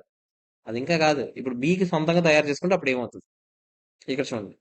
Entity B consolidate financial statements తయారు చేసింది అనుకో, ఎంటిటీ బి ఎవరెవరితో కలుపుతా చెప్పండి? బిది సిది. ఏకి సంబంధం ఉందా? లేదు. 100% of the good will be recognised on the acquisition of entity in those financial statements. అంతే కదా. Entity A should reflect 100% of the goodwill and allocate 20% to NCA in its consolidated financial statements. ఏ తయారు చేస్తుంది కదా, B వేరేగా తయారు చేస్తుంది, ఏ వేరేగా తయారు చేస్తుంది. ఏ తయారు చేసేటప్పుడు మళ్ళీ బిని కలుపుకుంటుంది లేదా చెప్పండి? బిని కలుపుకుంటున్నామంటే ఇండైరెక్ట్ గా ఎవరిని కలుపుకుంటున్నట్టు? సిని కూడా కలుపుకుంటున్నట్టేనా కాదా చెప్పండి? అంతేనా కదా. అప్పుడే చైన్ హోల్డింగ్ కేసు అవుతుంది. ఆ చైన్ హోల్డింగ్ కేసులో నేను చెప్తాను క్లియర్ గా, వీళ్ళకి ఎంత అలోకేట్ చేస్తాం అసలు అంతా మొత్తం అదొక పెద్ద సునామీ. దాని గురించి మాట్లాడదాం. This is because NCA is a party to the transaction and goodwill. అంటే ఇక్కడ ఏమంటాడంటే, ఇప్పుడు బికి గుడ్ విల్ వచ్చిందా? ఎంత గుడ్ విల్ వచ్చింది? ఆ 1 lakh లో ఎవరెవరికి రైట్ ఉన్నాయి చెప్పండి? బిఎల్ కొన్నది ఇక్కడ, అంతేనా? బిఎల్ కొన్నదంటే బిలో 80% నేనున్నాను, 20% NCA ఉంది. మన అలాంటప్పుడు ఆ గుడ్ విల్ ఎవరెవరికి రైట్ ఉంది చెప్పండి? NCAకి 20% ఉంది, పేరెంట్ కంపెనీకి 80% ఉంది. అంతేనా కదా. ఆలోచించండి. ఓకేనా కదా. ఓకే. చైన్ హోల్డింగ్ సమ్ పూర్తిగా తర్వాత చేద్దాం. ఇది చిన్న పార్ట్ ఇది. ఓకే. నెక్స్ట్ 28 ఏనా చైన్ హోల్డింగ్? ఇదే కదా, ఇది రిమోట్ తీసే. ఖాళీగా ఉన్నప్పుడు ఎప్పుడో చేయండి మామూలు. అసలు మీకెప్పుడు ఖాళీ ఉంటుందిలే కానీ నా పిచ్చగా. ఇది చైన్ హోల్డింగ్ తర్వాత ఆ, ఇది వచ్చింది అయ్యా. మీరు అడిగారు కదా, కంట్రోల్ లూజ్ అవ్వలేదు ఇప్పటి వరకు. ఇప్పుడు కంట్రోల్ పోయింది. జాగ్రత్తగా చూడండి రా, ప్రశాంతంగా. ఎవరైనా ఎక్స్ప్లెయిన్ చేయగలిగితే చేయండి. ఆ? అట్లా పర్లేదు, ట్రై అంతా చూసే నాకు ఎక్స్ప్లెయిన్ చేసినా పర్లేదు. చిన్నవి ఏమైనా ఉన్నాయి మనం చేసేద్దాం, లాస్ట్కి ఇంటికి వచ్చేటప్పుడు. మూడు అవే, ఇది కూడా అదే, అన్ని అవే. ఈ మూడు వేరు ఇన్వెస్ట్మెంట్. ఈ 35, 36 ఇప్పుడు కాదు, జాయింట్ అరేంజ్మెంట్స్ తో పాటు చెప్తా ఇన్వెస్ట్మెంట్ ఏంటి అంటే. సో 34 వరకు ఈరోజు మన టార్గెట్. 34 వరకు మన టార్గెట్. అంటే ఎన్ని క్వశ్చన్స్ ఉన్నాయి? 5 ఉన్నాయి. ఈజీగా అయిపోతుంది. చూడండి ఫాస్ట్ గా 30th వన్ చూడండి. ప్రశాంతంగా రా, చూడండి ఫాస్ట్ గా. చూడరా, 60% స్టేక్ ఉంది. అవతల వాళ్ళ షేర్స్ ఎన్ని? 50,000. అంటే మనకి ఎన్ని ఉన్నాయి చెప్పండి? మనకి ఎన్ని ఉన్నాయి? 30,000ఏనా? అంతేనా కాదా? Carrying amount of good will అప్పుడు ఎంత రికాగ్నైజ్ చేసామంట? 20,000 చేసాం. Using partial good will method అంట. అంటే అది ఎవరికి చెప్పండి? ఓన్లీ ఆ good will only parent company taluka good will మాత్రమే, గుర్తుపెట్టుకోండి. Okay. On 31st March an option held by the minority shareholders exercised the option. వాళ్ళకి ఫర్దర్ గా 25,000 షేర్స్ వచ్చాయంట. అంటే మనమేం అమ్మలే, ఇండైరెక్ట్ గా మన చేత అమ్మించినట్టు అయిపోయింది సిచ్యువేషన్. 30-20 ఉండేదా, ఇప్పుడు 30-45 అయిపోయింది. వాళ్ళు ఎక్స్ట్రాగా 25 కొనుక్కోవడం వల్ల. ఇప్పుడు ఆటోమేటిక్ ఓనర్షిప్ ఇంట్రెస్ట్ ఏమేమి చెప్పండి? 40-60కి వెళ్ళిపోయిందా? మీరు ప్రత్యక్షంగా చేయకపోయినా పరోక్షంగా కంట్రోల్ పోయిందిరా. ఫస్ట్ మనకి 30 ఉండేదిరా, వాళ్ళకి 20 ఉండేదిరా. వాళ్ళ చేతిలో ఆప్షన్ ఉందంట. ఫ్యూచర్స్, వాళ్ళ చేతిలో రైట్ షేర్స్ ఆప్షన్ ఏదో ఉందిరా. వాళ్ళు అది కొనుక్కున్నారా. కొనుక్కున్నామంటే 20 కాస్త 25 పెరిగి 45 అయిపోయింది. ఇప్పుడు కంట్రోల్ ఆటోమేటిక్ గా ట్రాన్స్ఫర్ అయిపోయిందా లేదా చెప్పండి? అంతేనా కదా? తర్వాత ఏం జరిగింది? 25,000 షేర్స్ వాళ్ళు సబ్స్క్రైబ్ చేసుకున్నారు. ఓకే. రైజింగ్ 3 lakh రూపీస్ డబ్బులు వచ్చాయంట దానివల్ల. ఎందుకు చెప్పండి? 25,000 రూపీస్ ఒక్కొక్క 12 రూపీస్కి ఇచ్చారంట వాళ్ళు. అప్పుడు ఏమవుతుంది చెప్పండి? 25,000 12 అంటే 3 lakhs లెక్కెట్టకండి జనాలని. 3 lakhs ఏనా? సో ఆ 3 lakhs డబ్బులు వచ్చాయి. Net assets of the subsidiary prior to option excise was 4,50,000 excluding good will.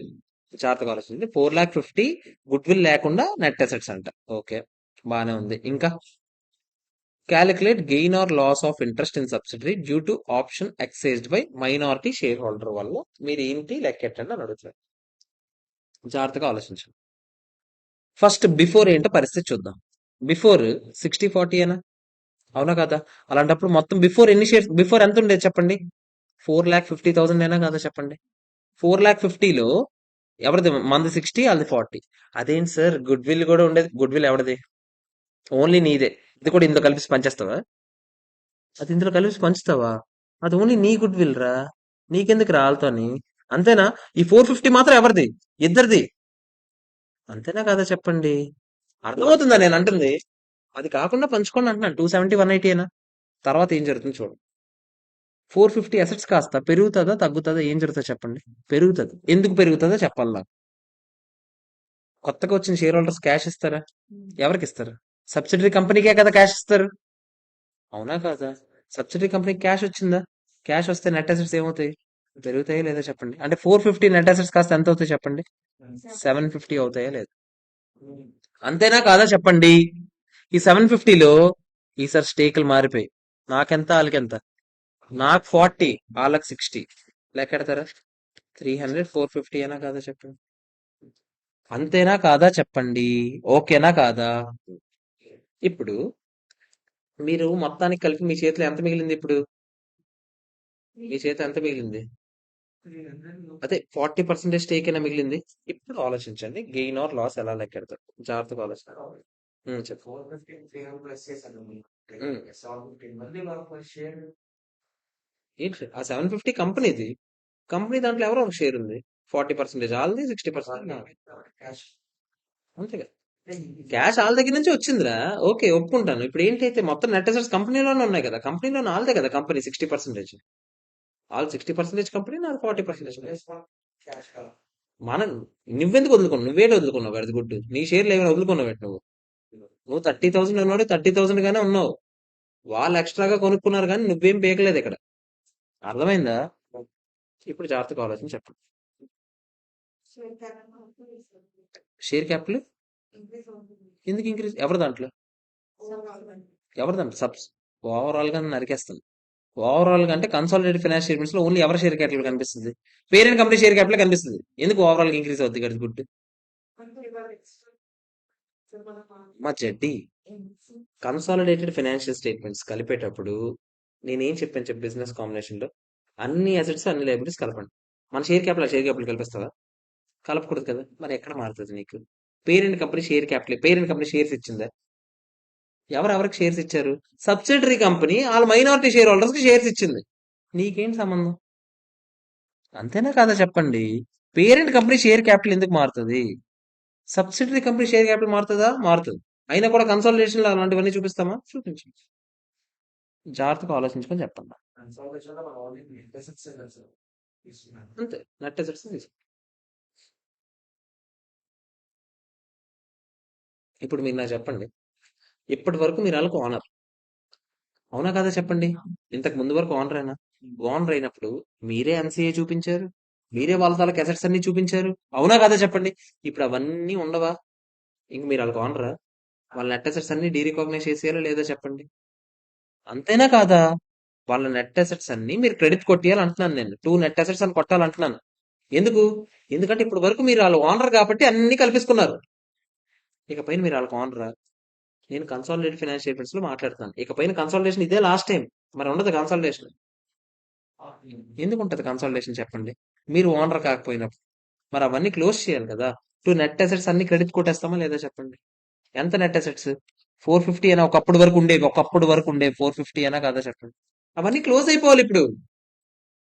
అంతేనా కాదా చెప్పండి. జాగ్రత్తగా ఆలోచించండి. ఎన్సీఏ ఓ సాగు కూడా చూపించారా? ఇంక ఎన్సీఏ ఉన్నదా?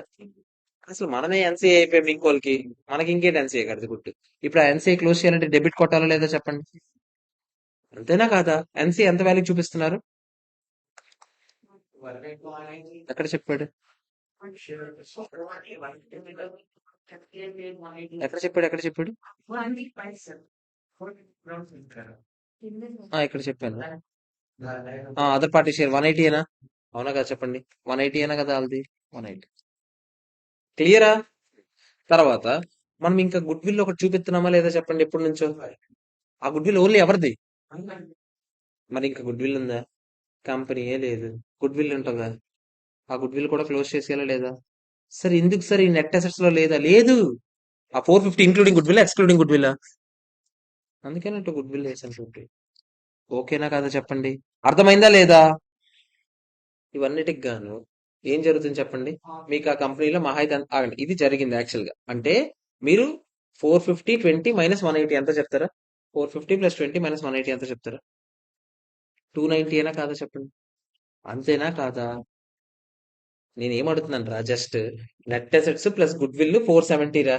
ఇప్పటి వరకు 470 ఎంజాయ్ చేశారు. అందులో ఎన్సీఏ 180 అని చూపించారు రా. ఓకే, 470 మైనస్ 180 ఎంత? 290 నెట్ గా ఎంజాయ్ చేశారు మీరే. అవునా కదా చెప్పండి. ఇప్పటి వరకు ఇకపైన మీకు ఏముంటది? ఓన్లీ 40% స్టేక్ ఉంటుంది. అవునా కదా చెప్పండి. 40% స్టేక్ అంటే మీరు నాకు చెప్పండి, ఎందులో 40% స్టేక్ నాకు? ఏదది? ఆ కంపెనీ వాల్యూ ఎంత ఉంది? కంపెనీ ఫెయిర్ వాల్యూ ఏమైనా చెప్పారా? కంపెనీ ఇది వదిలేయండి. నేను అడుగుతుందండి, కంపెనీ ఫెయిర్ వాల్యూ మీకు తెలుసు. ఎందుకు చెప్పండి. ఆ రోజు 12 రూపీస్ ఉందంటే మొత్తం ఎన్ని షేర్స్ ఉన్నాయి చెప్పండి ఆ కంపెనీలో? ఆ రోజు షేర్ వాల్యూ 12 రూపీస్ ఉంది. మనకి ఎన్ని షేర్స్ మిగిలే చెప్పండి. మనకి 30,000 షేర్స్ ఏనా? మన షేర్స్ మన దగ్గర ఉన్నాయి కదరా. అంతేనా కదా? ఎంత చెప్తారా? 3,60,000 అయినా కాదా చెప్పండి. అంతేనా కాదా? ఇది ఒక్కటే మీ దగ్గర మిగిలింది. అవునా కాదా చెప్పండి. అంతేనా కాదా? మళ్ళీ చెప్తున్నాను. నేను మీరు ఏవైతే మీకు గుర్తుంటే ప్రీవియస్లీ హెల్డ్ ఇంట్రెస్ట్ ఉంటే బిజినెస్ కాంబినేషన్ టైంలో ఏం చేశాను చెప్పండి. ఫెయిర్ వాల్యూకి మదర్ చేశామా? ఇప్పుడు ఏంటి, లాస్ట్ కి రీటైన్ ఇంట్రెస్ట్. ఇది రీటైన్ ఇంట్రెస్ట్ అంటే ఏంటి, అన్ని అమ్మీగా మీ దగ్గర మిగిలింది, అది కూడా దేనికి మెజర్ చేయాలి, ఫెయిర్ వాల్యూకి మెజర్ చేయాలి. ఫెయిర్ వాల్యూ ఎంత అని చెప్పండి, బయట షేర్ది 12 రూపీస్. మీ దగ్గర ఎన్ని షేర్స్ ఉన్నాయి, 30,000 షేర్స్ ఉన్నాయి. 12 ఇంటూ 30,000 ఎంత, 3,60,000 అయినా కాదా చెప్పండి, అంతేనా కాదా చెప్పండి, ఓకేనా కాదా. సో అది మీ దగ్గర మిగులుతుందా లేదా చెప్పండి. So fair value of interest ఎంత చెప్తారా, అంతేనా కాదా. ఇప్పుడు దీని వల్ల లాస్ గెయిన్ ఏదో ఒకటి వచ్చి ఉంటుంది కదా, ఎంత చెప్పండి, ఎంత, 70 లాసా గెయిన్, 180 ప్లస్ 360 ఎంత, 540, ఆబ్వియస్లీ గెయినే కదా, గెయిన్ ఎంత, ఈ గెయిన్ ఎక్కడికి, ఈసారి P&L కే, ఇంకా అదర్ ఈక్విటీలు ఉండవయ్యా. అదర్ ఈక్విటీ ఎప్పుడు వస్తుంది అని చెప్పాను, ఓనర్షిప్ ఇంట్రెస్ట్ చేంజ్ అవ్వకపోతే, కంట్రోల్ చేంజ్ అవ్వకపోతే. ఇక్కడ కంట్రోల్ చేంజ్ అయిపోయిందా, ఇంకా మన అదర్ ఈక్విటీ లాంటి కాన్సెప్ట్లు ఉండవు. ఓకేనా కాదా, జాగ్రత్తగా చూసుకోండి, ప్రశాంతంగా, ఏ ప్రాబ్లం లేదు, చూసుకొని నాకు ఆలోచన చెప్పండి.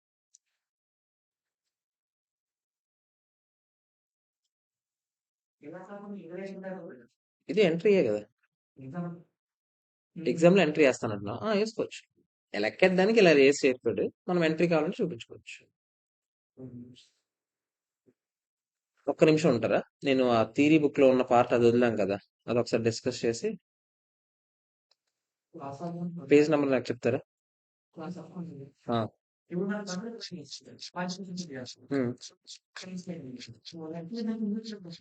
ఈక్విటీ మెథడ్ వాడచ్చు. ఇన్వెస్ట్మెంట్ నీ బుక్స్ లో ఏం మారదురా, నీ సెపరేట్ బుక్స్ అడుగుతున్నావా, సెపరేట్ బుక్స్ లో ఇప్పటికీ ఏం చూపిస్తుంటావు, ఇన్వెస్ట్మెంట్ కింద చూపిస్తావు. కన్సల్టేషన్ ఒకటి చేసావు ఇప్పటి వరకు, ఎక్కడైనా కన్సల్టేషన్ లేదు, కాకపోతే నువ్వు అసోసియేట్ అవుతావు, కావాలంటే నువ్వేం చేయొచ్చు, నీ సొంత బుక్స్ లో ఈక్విటీ మెథడ్ వాడుకో, కన్సల్టేషన్ బుక్స్ ఉన్నది సొంత బుక్స్ లో కావాలంటే వాడుకో ఈక్విటీ. ఆ తర్వాత ఇంకా నేర్చుకున్నాం. ఇదేంటో చెప్తారు పేజ్ నెంబర్. సార్ మనం మీరు చెప్పిన మామూలుగా మీరు అసెట్స్ యాక్షన్ చేసుకుని ఇన్వెస్ట్మెంట్ మన సబ్సిడీ ఒరే నువ్వు అసలు ఏం మాట్లాడుతున్నావు అర్థం అవుతుందా, అర్థమైంది సార్ నాకు ఓవరాల్ హ్యాపీ అనిపించింది నాకేం అర్థం కాలేదు నువ్వు అడిగింది. సార్ కన్సల్టింగ్ టైంలో మన సబ్సిడీ మన సిక్స్ తీసుకున్నా కానీ అవుట్ స్ట్రీమ్ ఇంకా లైబిలిటీస్ కూడా తీసుకున్నాం, డెలింగ్ చేస్తే డిబెంచర్ నీకు ఏమవుతుంది, లైబిలిటీయా ఏంటి, సబ్సిడీ సబ్సిడరీకి ఏంటి అది, లైబిలిటీ మరి మనకు కూడా లైబిలిటీ. ఈక్విటీ షేర్ క్యాపిటల్ సబ్సిడరీకి ఏంటి, సబ్సిడరీకి ఈక్విటీ షేర్ క్యాపిటల్ ఏంటి, వాళ్ళ దగ్గర నుంచి వచ్చిన ఇన్వెస్ట్మెంట్ ఉంది ఈక్విటీ షేర్ సబ్సిడీ. ఎవరైనా బుక్స్ లో డిబెంచర్ అంటే ఏంటి, లైబిలిటీ. ఎవరైనా బుక్స్ లో షేర్ క్యాపిటల్ అంటే ఏంటి, కాదు షేర్ క్యాపిటల్.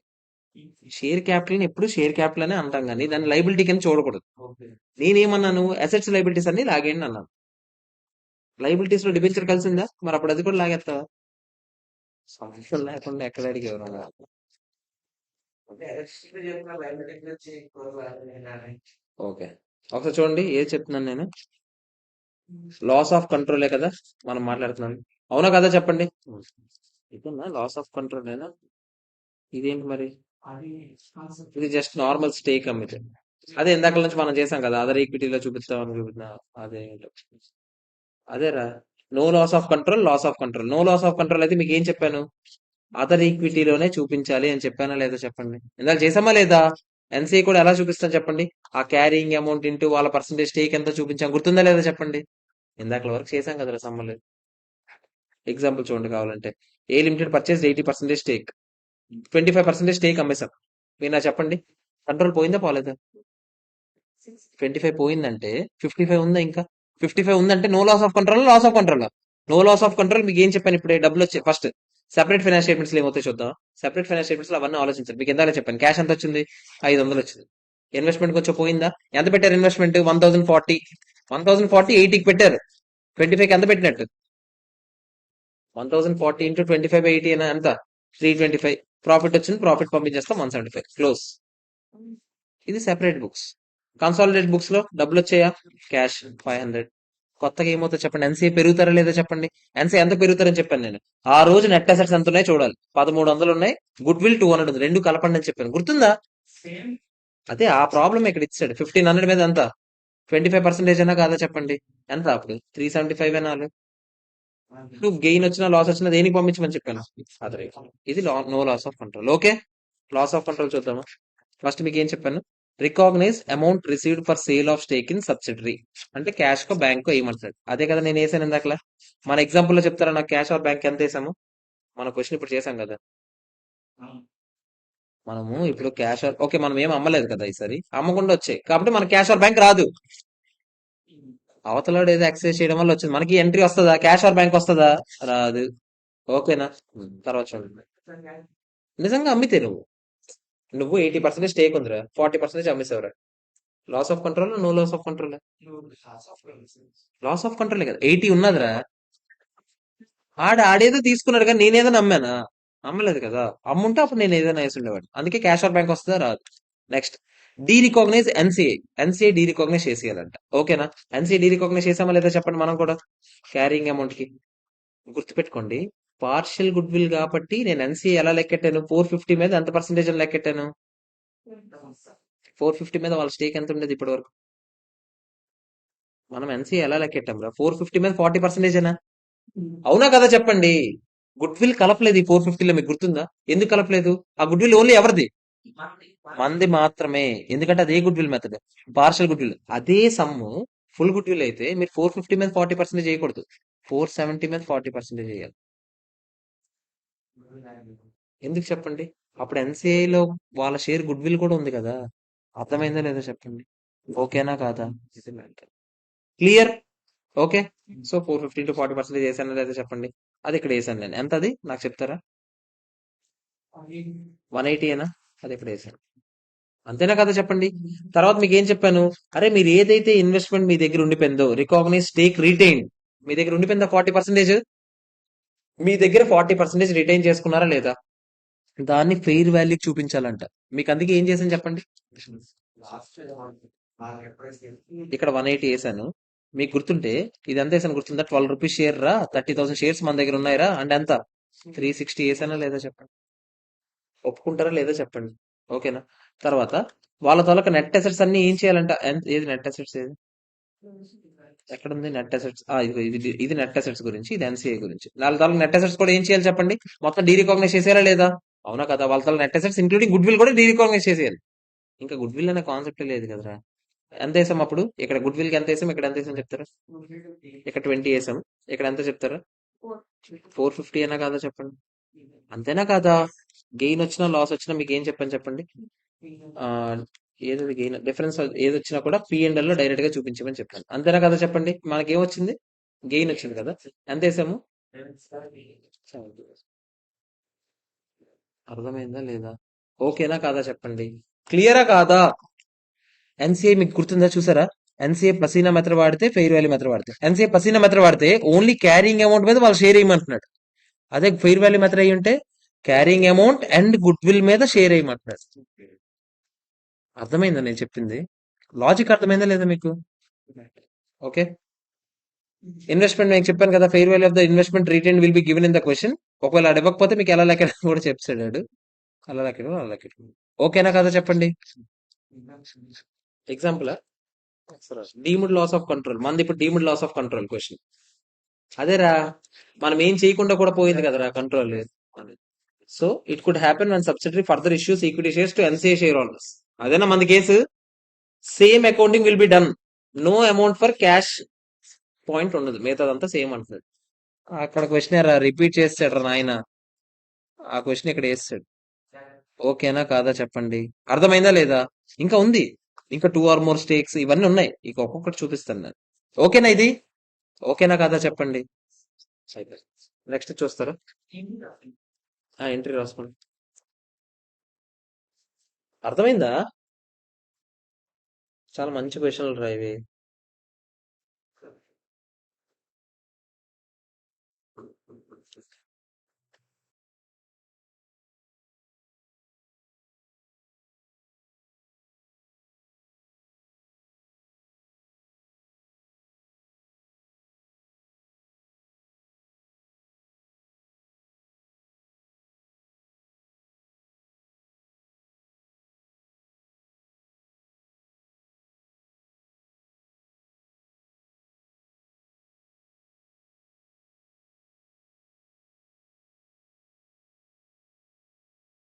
స్టార్ట్. ఓకే. ఒక్క 3 క్వెషన్స్ మీకు ఇందాక రికార్డింగ్ లో వాయిస్ పోయింది. అది నేను సెపరేట్ గా రికార్డ్ చేస్తున్నాను. 31, 32, 34. మీకు 33 క్వెషన్ హోంవర్క్ సేమ్ 32 లాగానే ఉంటది. Same like 32. ఓకేనా?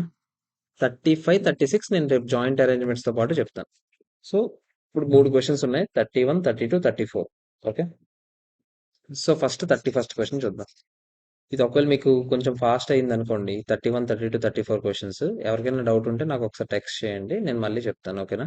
వీలైనంత స్లోగా చెప్తాను, అంటే మళ్ళీ రికార్డ్ చేస్తున్నాను కదా, ఒకవేళ పొరపాటున ఫాస్ట్ అయిపోతే నాకు ఒకసారి మళ్ళీ మెసేజ్ చేయండి. ఓకే. సో ఫస్ట్ ఒకసారి చూసుకుందాం, మళ్ళీ తోలు తీపోగలుగుతా.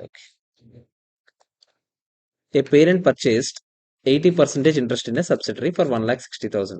అప్పుడెప్పుడో కొన్నాం 1,60,000 కి 80% ఇంట్రెస్ట్ కొన్నామంట. Okay. When the fair value of the subsidiary's net assets ఎంత ఉన్నాయంట? 1,75,000. అప్పుడు కొన్నప్పుడు ఎంత ఉన్నాయి? 1,75,000. గుడ్ విల్ 20,000 వచ్చిందంట under partial good will method అంట. అది ఎలా వచ్చి ఉంటది? పార్షియల్ గుడ్ విల్ మెథడ్ మీకు తెలుసు కదా. పార్షియల్ గుడ్ విల్ మెథడ్ అంటేనే మనం పసీనా మెథడ్ వాడుంటాం ఎన్సీఏకి. అంతేనా? అప్పుడు ఎన్సీఏ ఎంతకు మెథడ్ చేస్తుంటారు చెప్పండి? మొత్తం నెట్ అసెట్స్ 1,75,000 అయితే ఎన్సీఏ వాల్యూ ఎంత? 20% అనా? అంటే ఎంత చెప్తారా? 1,75,000 ఇంటూ 20%, 35,000.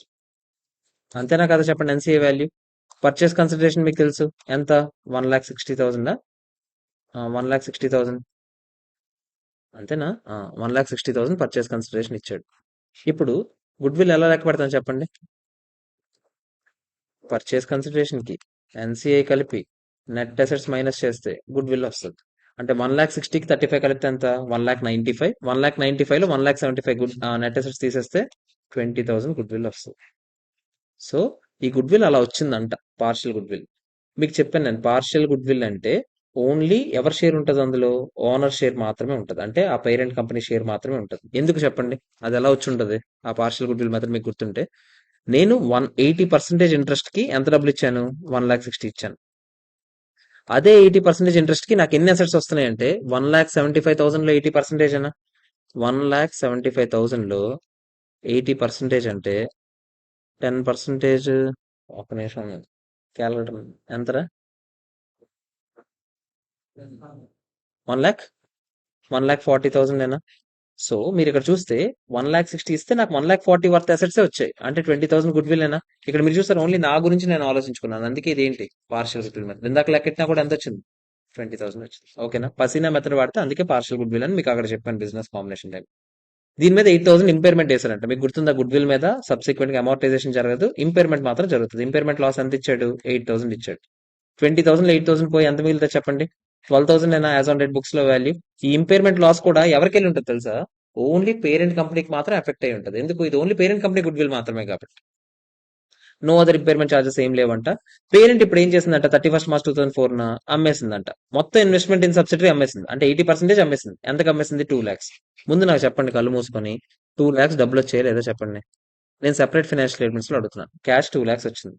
ఇప్పుడు మనం సెపరేట్ ఫైనాన్షియల్ స్టేట్మెంట్స్ లో జస్ట్ ఇన్వెస్ట్మెంట్ అని చూపించామా? ఇన్వెస్ట్మెంట్ అని ఎంతకు చూపించుంటా చెప్పండి? నేను ఎంత కొన్నాను ఇనీషియల్ గా? 1,60,000 కొన్నాను. సో సెపరేట్ ఫైనాన్షియల్ స్టేట్మెంట్స్ లో టు ఇన్వెస్ట్మెంట్ 1,60,000 అని పడుతుంది. మొత్తం మిగిలిందంతా ప్రాఫిట్ ఏనా? ప్రాఫిట్ కి ఎంత వెళ్ళిపోద్ది? 40,000 వెళ్ళిపోద్ది. క్లోజ్. ఇది సెపరేట్ ఫైనాన్షియల్ స్టేట్మెంట్స్ లో. కానీ కన్సాలిడేటెడ్ ఫైనాన్షియల్ స్టేట్మెంట్స్ లో సేమ్ మీరు ఎలా ఆలోచిస్తారు? క్యాష్ వచ్చింది, ఓకే, 2 lakhs బాగానే ఉంది. ఇక పైన ఎన్సీఏ అనే కాన్సెప్ట్ ఉంటుందా? ఉండదు. ఎన్సీఏ డీరికాగ్నైజ్ చేసేయాలా లేదా చెప్పండి?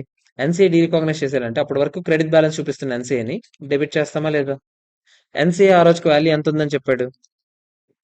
ఇక్కడ ఎక్కడో ఇచ్చాడు చూడండి, the book value of subsidiaries net assets ఇచ్చాడు.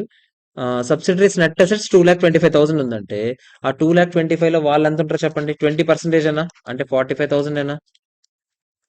అంతేనా? ఎన్సీఏ 45,000 డీరికాగ్నైజ్ చేసేస్తున్నారు. తర్వాత నా దగ్గర ఏమైనా మిగిల్చుకుంటున్నానా? ప్రీవియస్లీ హెల్డ్ ఇంట్రెస్ట్ లాంటివి, అదే నేను ఫెయిర్ ఏదైనా ఇంట్రెస్ట్ రిటైన్ చేసుకుంటే అది ఫెయిర్ వాల్యూ చూపించుండేవాడిని, కానీ నాకు ఏదైనా మిగులుతుందా? ఏం మిగలట్లేదు. మొత్తం నెట్ అసెట్స్ అమ్మేస్తున్నట్టే కదా. అంటే నేను నా కంట్రోల్ తెలుసుకున్నాను కాబట్టి. మొత్తం నెట్ అసెట్స్ ఎంత ఉన్నాయి? 2,25,000 ఉన్నాయని ఆడే చెప్పాడు కదా. సో 2,25,000. గుడ్ విల్ కూడా డీరికాగ్నైజ్ చేసేయాలి లేదా చెప్పండి? గుడ్ విల్ డీరికాగ్నైజ్ చేసేయాలి. గుడ్ విల్ ఎంత చెప్పండి? 12,000 ఉందా ఆ రోజుకి? గుడ్ విల్ డీరికాగ్నైజ్ చేసేస్తున్నాను. అంతేనా కదా చెప్పండి. సో 2,45,000 లో 20లో 12 చేస్తే 8 అంటే మొత్తం లాభం 8 వచ్చిందా? ఈ లాభం మొత్తం నేను దేనికి పంపించమని చెప్పాను? P&L కి పంపించమని చెప్పాను. మీకు గుర్తుందా? ఓనర్‌షిప్ ఇంట్రెస్ట్ ఇంకా రిటైన్ చేసుకుంటేనే తేడాలొచ్చినవన్నీ మీరేం చేస్తారు? రిటైన్డ్ ఎర్నింగ్స్‌కో, అదర్ ఈక్విటీకో పంపిస్తారు. ఇక్కడ నాకు ఓనర్‌షిప్ ఇంట్రెస్ట్ ఉండట్లేదు. మొత్తం నేను త్యాగం చేసేస్తున్నాను. నా దగ్గర ఉన్న స్టేక్ అంతా. అలాంటప్పుడు వచ్చిన ప్రాఫిట్ ఆర్ లాస్ దేనికి పంపించేస్తా డైరెక్ట్‌గా? P&Lకి పంపించేస్తా. ఓకేనా? సో, కన్సాలిడేటెడ్ ఫైనాన్షియల్ స్టేట్మెంట్స్‌లో ఈ ఎంట్రీ పడుతుంది. ఓకే. క్లియర్? అర్థమైందా లేదా చెప్పండి? ఇది మ్యాటర్. ఓకే. సో, మీరేం చేస్తారు? ఒకసారి పాజ్ కొట్టుకొని ఇక్కడికి ఇది రాసుకోండి ఎంట్రీస్. ఓకేనా? నేను నెక్స్ట్ క్వెషన్‌కి వెళ్తున్నాను. ఎందుకంటే నేను ఈ 3 క్వెషన్‌లు మళ్ళీ రికార్డ్ చేస్తున్నాను. ఒకవేళ మీకు డౌట్ ఉందనుకోండి ఈ క్వెషన్‌లో ఏదైనా నాకు ఒకసారి టెక్స్ట్ చేయండి. ఓకేనా? వాడు వాడు వేరేగా లెక్క పెట్టుకున్నాడు. మీరు ఇలా రాసుకుంటే ఈజీగా ఉంటుంది మీకు కొంచెం ఆన్సర్ చేయడానికి. Okay. Next 32nd question. AT limited purchased 100% subsidiary కొనుక్కున్నాను అప్పుడెప్పుడు 50 lakhs పెట్టి కొనుక్కున్నాను. అప్పుడులో ఎంత ఉందంట? Fair value of net assets 40 lakhs అంట. గుడ్ విల్ ఎంత అంట? 10 lakhs. ఆబ్వియస్లీ ఎన్సీఏ అనే కాన్సెప్టే ఉండదు. ఎన్సీఏ పసీనా మెథడ్ వాడారా, ఫెయిర్ వాల్యూ మెథడ్ వాడారా, ఆ క్వశ్చనే రాదు. ఎందుకంటే ఎన్సీఏ లేదు. 100% నాదే. గుడ్ విల్ 10 lakhs ఉంది. ఏటీ ఇప్పుడు ఏం చేసిందంట? 60% దాని ఇన్వెస్ట్మెంట్ ని అమ్మేసిందంట. ఎవరికి అమ్మేసింది? ఆ, ఎవరికో అమ్మేసింది, బయట వాళ్ళకి మనకు తెలియదు. 67,50,000 అమ్మేసింది. ఫస్ట్ సెపరేట్ ఫైనాన్స్ స్టేట్మెంట్స్ లో ఏం జరుగుతుందో చూద్దామా? డబ్బులు వచ్చాయి 67,50,000. ఇన్వెస్ట్మెంట్ పోయింది. ఎంత ఇన్వెస్ట్మెంట్ పోయింది? 60% పోయింది. 50 lakhs లో 60% అంటే 30 lakhs ఏనా? 30 lakhs పోవడానికి 67,50,000 వచ్చిందంటే లాభం. సూపర్. P&L పంపించేస్తాం లేదా చెప్పండి? సెపరేట్ బుక్స్ లో ఎంత లాభం? 37.5 lakhs లాభం. ఇది సెపరేట్ ఫైనాన్షియల్ స్టేట్మెంట్స్. మరి కన్సాలిడేటెడ్ ఫైనాన్షియల్ స్టేట్మెంట్స్ లో ఏం జరుగుతుందో చెప్పండి? సేమ్ డబ్బులు వచ్చాయని రాసుకుంటాం. ఎంత? 67,50,000. ఇక పైన ఎన్సీఏలు నెట్ అసెట్స్ ఉండవు. ఎందుకు? నీ కంట్రోల్ పోయింది. కంట్రోల్ పోయింది కాబట్టి ఎన్సీఏ డీరికాగ్నైజ్, ఎన్సీఏ అసలు లేనే లేదు కదా ముందు. అసలు స్టార్టింగ్ లో ఎన్సీఏ ఉండుంటే నేను డీరికాగ్నైజ్ చేస్తాను. ఎన్సీఏ లేదు. కానీ నెట్ అసెట్స్ ఉన్నాయి నా దగ్గర. అవన్నీ డీరికాగ్నైజ్ చేస్తాను. గుడ్ విల్ కూడా డీరికాగ్నైజ్ చేస్తాను. నెట్ అసెట్స్ ఎంత ఉన్నాయి నా దగ్గర ఆ రోజు? ఎక్స్క్లూడింగ్ గుడ్ విల్ 80 lakhs ఉన్నాయంట. గుడ్ విల్ ఎంత ఉందో మీకు తెలుసు, 10 lakhs ఉంది. అంతేనా కదా చెప్పండి? ఇంకేమైనా చెప్పాడా మనకి? మనం రిటైన్ చేసుకుంటున్నామా లేదా చెప్పండి? ఎంత రిటైన్ చేసుకుంటాం చెప్పండి? 45 lakhs రిటైన్ చేసుకుంటాం. మీకు చెప్పాను, ఎప్పుడైనా రిటైన్ చేసుకుంటే మళ్ళీ మీ దగ్గర కొంచెం స్టేక్ ఉంచుకుంటున్నారు కాబట్టి ఆ ఇన్వెస్ట్మెంట్ చూపించుకుంటారా లేదా చెప్పండి? ఫెయిర్ వాల్యూకి ఎంత చూపించుకుంటారు? 45 lakhs రిటైన్ చేసుకుంటున్నారు కాబట్టి 45 lakhs ఇక్కడ చూపించు. ఓకేనా కదా చెప్పండి? ఇప్పుడు గెయిన్ ఆర్ లాస్ ఎంత చూస్తే 45 ప్లస్ 67.5 అంటే ఎంత? ఇక్కడే మీకు 112.5 వస్తుంది. ఇక్కడ 90 అంటే 22.5 ఏనా? 22.5 lakhs గెయిన్ వచ్చింది. ఈ గెయిన్ మొత్తం దేనికి పంపించేస్తారు? P&L పంపించేస్తారు. అదర్ ఈక్విటీకి ఎప్పుడు పంపిస్తారు? ఇంకా కంట్రోల్ ఉండుంటే. కంట్రోల్ మొత్తం అమ్మేశారు కదా, అందుకే మొత్తం తీసుకెళ్ళి ఎక్కడ పంపించేస్తున్నాను? P&Lకి పంపించేస్తాను. ఈ గెయిన్ ని మీరు అనలైజ్ చేస్తే ఈ 22,50,000 లో రెండు రకాల గెయిన్స్ ఉన్నాయి. ఒకటి, మీరు సేల్ చేయడం వల్ల వచ్చిన గెయిన్. అంటే ఏంటి సార్ అంటే, మీరు సేల్ 60% చేశారా? ఆ 60% సేల్ మీరు నాకు చెప్పండి. యాక్చువల్ గా మీ దగ్గర నెట్ అసెట్స్ ఎంత ఉన్నాయి ఆ రోజుకి? 80 lakhs. మా నార్మల్ నెట్ అసెట్స్ ఉన్నాయి, గుడ్ విల్ 10 lakhs ఉంది. మొత్తం నెట్ అసెట్స్ 90 lakhs ఉన్నాయి. అందులో మీరు ఎంత సేల్ చేసేస్తున్నట్టు? 60%. అంటే ఎంత చెప్పండి? 54 lakhs అయినా మీరు సేల్ చేస్తుంది? 54 lakhs ది మీరు 67,50,000 సేల్ చేస్తున్నారంటే ఇక్కడ లాభం ఎంత చెప్పండి? 13,50,000 లాభం. ఇది ఒక లాభం. నేను అనలైజ్ చేస్తున్నా 22,50,000 లాభం దేని వల్ల వచ్చిందని. దీంట్లో వచ్చిన లాభం ఎంత? 13,50,000. మళ్ళీ 40% మీ ఇంట్రెస్ట్ ఉంది కదా ఇంకా కంపెనీలో. 40% ఇంట్రెస్ట్ అంటే మామూలుగా ఎంత ఉండాలి? 90 lakhs లో 40% అంటే ఎంత ఉండాలి చెప్పండి? 36 lakhs ఉండాలి. కానీ మీరు దాని ఫెయిర్ వాల్యూ ఎంత ఉందని మెజర్ చేశారు? మళ్ళీ 45 lakhs ఉందని మెజర్ చేశారు. అంటే మళ్ళీ మీకు ఒక గెయిన్ వచ్చిందా లేదా చెప్పండి? రీమెజర్మెంట్ వల్ల మళ్ళీ గెయిన్ వచ్చిందా?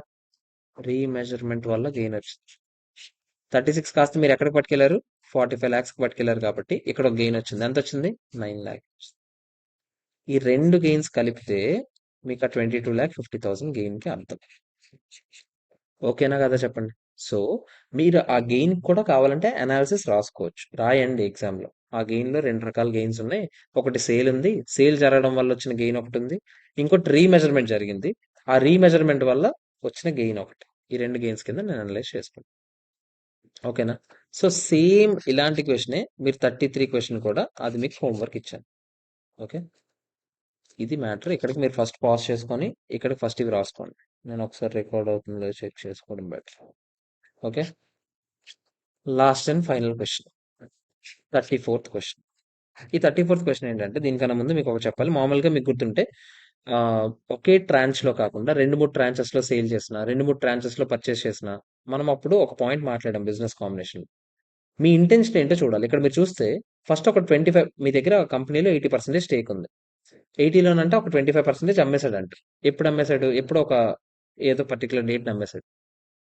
నెక్స్ట్ ట్రాన్సాక్షన్ లో 55% మళ్ళీ అమ్మేశాడు అంట. అంటే మొత్తం 80 అమ్మేస్తున్నాడు. ఈ అమ్మేది కూడా with in period of 1 month జరిగిందంట. అంటే మీ ఇంటెన్షన్ ఏంటి ఇక్కడ? మొత్తం అమ్మేద్దామనే కదా. సో మళ్ళీ మీరు రెండు రెండు రకాల అకౌంటింగ్లు చేయకూడదు. రెండు రకాల అకౌంటింగ్లు అంటే, ఇప్పుడు ఫర్ ఎగ్జాంపుల్ ఇది ఎప్పుడు అమ్మాడు, ఓ 1 ఇయర్ తర్వాత ఇది ఎప్పుడు అమ్మాడు అనుకోండి. అప్పుడు మీరు ఏం చేస్తారు చెప్పండి? ఫస్ట్ టైం 25% అమ్మినప్పుడు 80లో 25 పోతే 55 ఉంటుంది. అంటే కంట్రోల్ పోవట్లేదు. కంట్రోల్ పోవట్లేదు కాబట్టి అప్పుడులో మీరు అదర్ ఈక్విటీలో చూపించుంటారు. ఓకేనా? అంటే అప్పుడు ఫస్ట్ టైం రికార్డ్ చేసేటప్పుడు. సెకండ్ టైం ఏమో 55 కంట్రోల్ పోతుంది కాబట్టి అప్పుడు P&L లో ప్రాఫిట్ ఆర్ లాస్ చూపిస్తారు. కానీ ఇప్పుడు అలాంటివి చేయొద్దు అంటున్నాడు. ఎందుకు? రెండు ఒకే మంత్ లో జరిగే ఇంటెన్షన్ ఒకటే కాబట్టి అప్పుడు మీరు ఏం చేయాలి? రెండింటిని ఒకటే ఎంట్రీ కింద ట్రీట్ చేయాలి. అప్పుడు ట్రాన్సాక్షన్ 1 డేట్ రోజు కంట్రోల్ పోవచ్చు. మీకు 2 కేసెస్ ఉన్నాయి. అప్పుడు 2 కేసెస్ ఏంటో చూద్దాం. కంట్రోల్ ఎప్పుడు పోతుంది అనేది ఇంపార్టెంట్. కంట్రోల్ ట్రాన్సాక్షన్ 1 డేట్ రోజే పోవచ్చు. అంతేనా?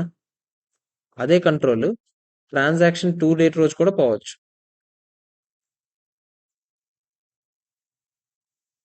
ఓకేనా? ట్రాన్సాక్షన్ 1 డేట్ రోజే పోయింది అనుకోండి కంట్రోల్. అంటే దాని అర్థం ఏంటి? ఆ రోజే మొత్తం బిజినెస్, అదే మనం మొత్తం అమ్మేసినట్టే ఆ రోజే డీ రికాగ్నిషన్ అంతా జరగాలి. కానీ ఆ రోజు డబ్బులు ఎంత వస్తున్నాయి? ఆ రోజు డబ్బులు 2,50,000 వస్తున్నాయి. ఇంకో 5,50,000 వస్తాయి పక్కాగా. అప్పుడు మీరు ఏం చేయాలి? క్యాష్ 2,50,000 రిసీవబుల్ ఇంకా రావాలి కదా. 5,50,000 వస్తుంది మీకు, అది కూడా వస్తుంది. కాకపోతే 1 మంత్ గ్యాప్ లో వస్తుంది కాబట్టి అందుకే రిసీవబుల్ అని రాసుకుంటారు. 5,50,000 అన్ని నెట్ అసెట్స్ డీ రికాగ్నైజ్ చేసేయాలి కదా. అన్ని నెట్ అసెట్స్ కలిపి ఎంత ఉన్నాయి? 9 lakhs ఉన్నాయని చెప్పాడు. అంతేనా? సో 9 lakhs డీ రికాగ్నైజ్ చేసేయాలి. ఎన్సిఐ ఉంటది. ఒక 20% అది డీ రికాగ్నైజ్ చేసేయాలి లేదా చెప్పండి? 1,80,000 అది కూడా డీ రికాగ్నైజ్ చేసేయాలి. ఇంకా మన దగ్గర పర్చేస్ ఏదైనా ఉండుంటే, ఇంట్రెస్ట్ ఉండుంటే నేను చూపించుకునేవాడిని. ఇంకేం లేదు. మీరు రెండింటిని ఒకటే ట్రాన్సాక్షన్ గా చూడమన్నాను. సో 25 ఉంది, ఇంకో 55 ఉంది కదా సార్ అలా అనుకోకండి. అది రెండు ఒకే ట్రాన్సాక్షన్ కింద చూడమన్నాను. అప్పుడు ప్రాఫిట్ ఎంత చెప్పండి? ప్రాఫిట్ 80,000. ఈ ప్రాఫిట్ మొత్తం P&L అకౌంట్ పంపించేస్తాం. ఇది ఫస్ట్ రోజు పడిన ఎంట్రీ. ట్రాన్సాక్షన్ 1 రోజు వచ్చిన డబ్బులు. మరి ట్రాన్సాక్షన్ టూ డబ్బులు వస్తాయి ఫ్యూచర్ లో. ఎంత వస్తాయి? 5,50,000 వస్తాయా? దానికి ఆల్రెడీ రిసీబుల్ ఎంట్రీ చేసాం మనం. ఆ రిసీబుల్ క్లోజ్ అయిపోతుంది. ఈ రెండు ఎంట్రీస్ పడతాయి. ఎప్పుడు ఇది? ట్రాన్సాక్షన్ 1 రోజే కంట్రోల్ పోతే. ఇంకో కేసు ఉందా? ట్రాన్సాక్షన్ 2 రోజు కంట్రోల్ పోవచ్చా? ట్రాన్సాక్షన్ 2 రోజు కంట్రోల్ పోతే ఫస్ట్ లో వచ్చిన డబ్బులు ఏంటి? జస్ట్ అడ్వాన్స్ లాగా. అంటే క్యాష్ వచ్చిందా ఫస్ట్ టైం 2,50,000? ఫస్ట్ రోజు డబ్బులు వచ్చాయా లేదా చెప్పండి? 2,50,000. ఇది జస్ట్ అడ్వాన్స్ లాగా. ఓకేనా? సెకండ్ డే ఈ మెయిన్ ఎంట్రీ పడుతుంది. మెయిన్ ఎంట్రీ పడేటప్పుడు సెకండ్ డే క్యాష్ ఎంత వస్తుంది చెప్పండి? 5,50,000 వస్తుందా? అడ్వాన్స్ కింద ఆల్రెడీ చూపించాం 2,50,000, అది క్లోజ్ అయిపోద్దా? ఎన్సిఏ సేమ్ అలాగే క్లోజ్ అవుద్దా? ఇందాక అలాగే 1,80,000. నెట్ అసెట్స్ క్లోజ్ అవుద్దా? సేమ్ ఇందాక అలాగే 9 lakhs. ప్రాఫిట్ పడుతుందా? ఎంత? 80,000. ఇలా క్లోజ్ అవుతుంది. ఇది ట్రాన్సాక్షన్ 2 రోజు కంట్రోల్ పోతే. కంట్రోల్ ఎప్పుడు పోతే అప్పుడే మెయిన్ ఎంట్రీ పడాలిరా. ఇక్కడ కంట్రోల్ ఇక్కడ పోయింది కాబట్టి ఇక్కడ పడింది, ఇక్కడ కంట్రోల్ ఇక్కడ పోయింది కాబట్టి ఇక్కడ పడింది. ఓకేనా? అంతే తేడా, మిగతాదంతా సేమ్. ఓకే. సో ఇక్కడతో 34th క్వశ్చన్ అయింది. ఇది పాజ్ చేసుకొని రాసుకోండి ఇక్కడికి. ఓకేనా? మ్యాటర్ 35, 36 మీకు జాయింట్ అరేంజ్మెంట్స్ తో పాటు చెప్తాను. నెక్స్ట్ ఇంకోటి ఏంటి, 36th క్వశ్చన్, 33rd హోంవర్క్ ఇచ్చాను. 35, 36 మీకు జాయింట్ అరేంజ్మెంట్స్ తో పాటు చెప్తాను. చైన్ హోల్డింగ్ సమ్ ఒకటి పెండింగ్ ఉంది. ఓకేనా? ఇవన్నీ రేపు డిస్కస్ చేద్దాం. Okay. Bye friends, have a nice day.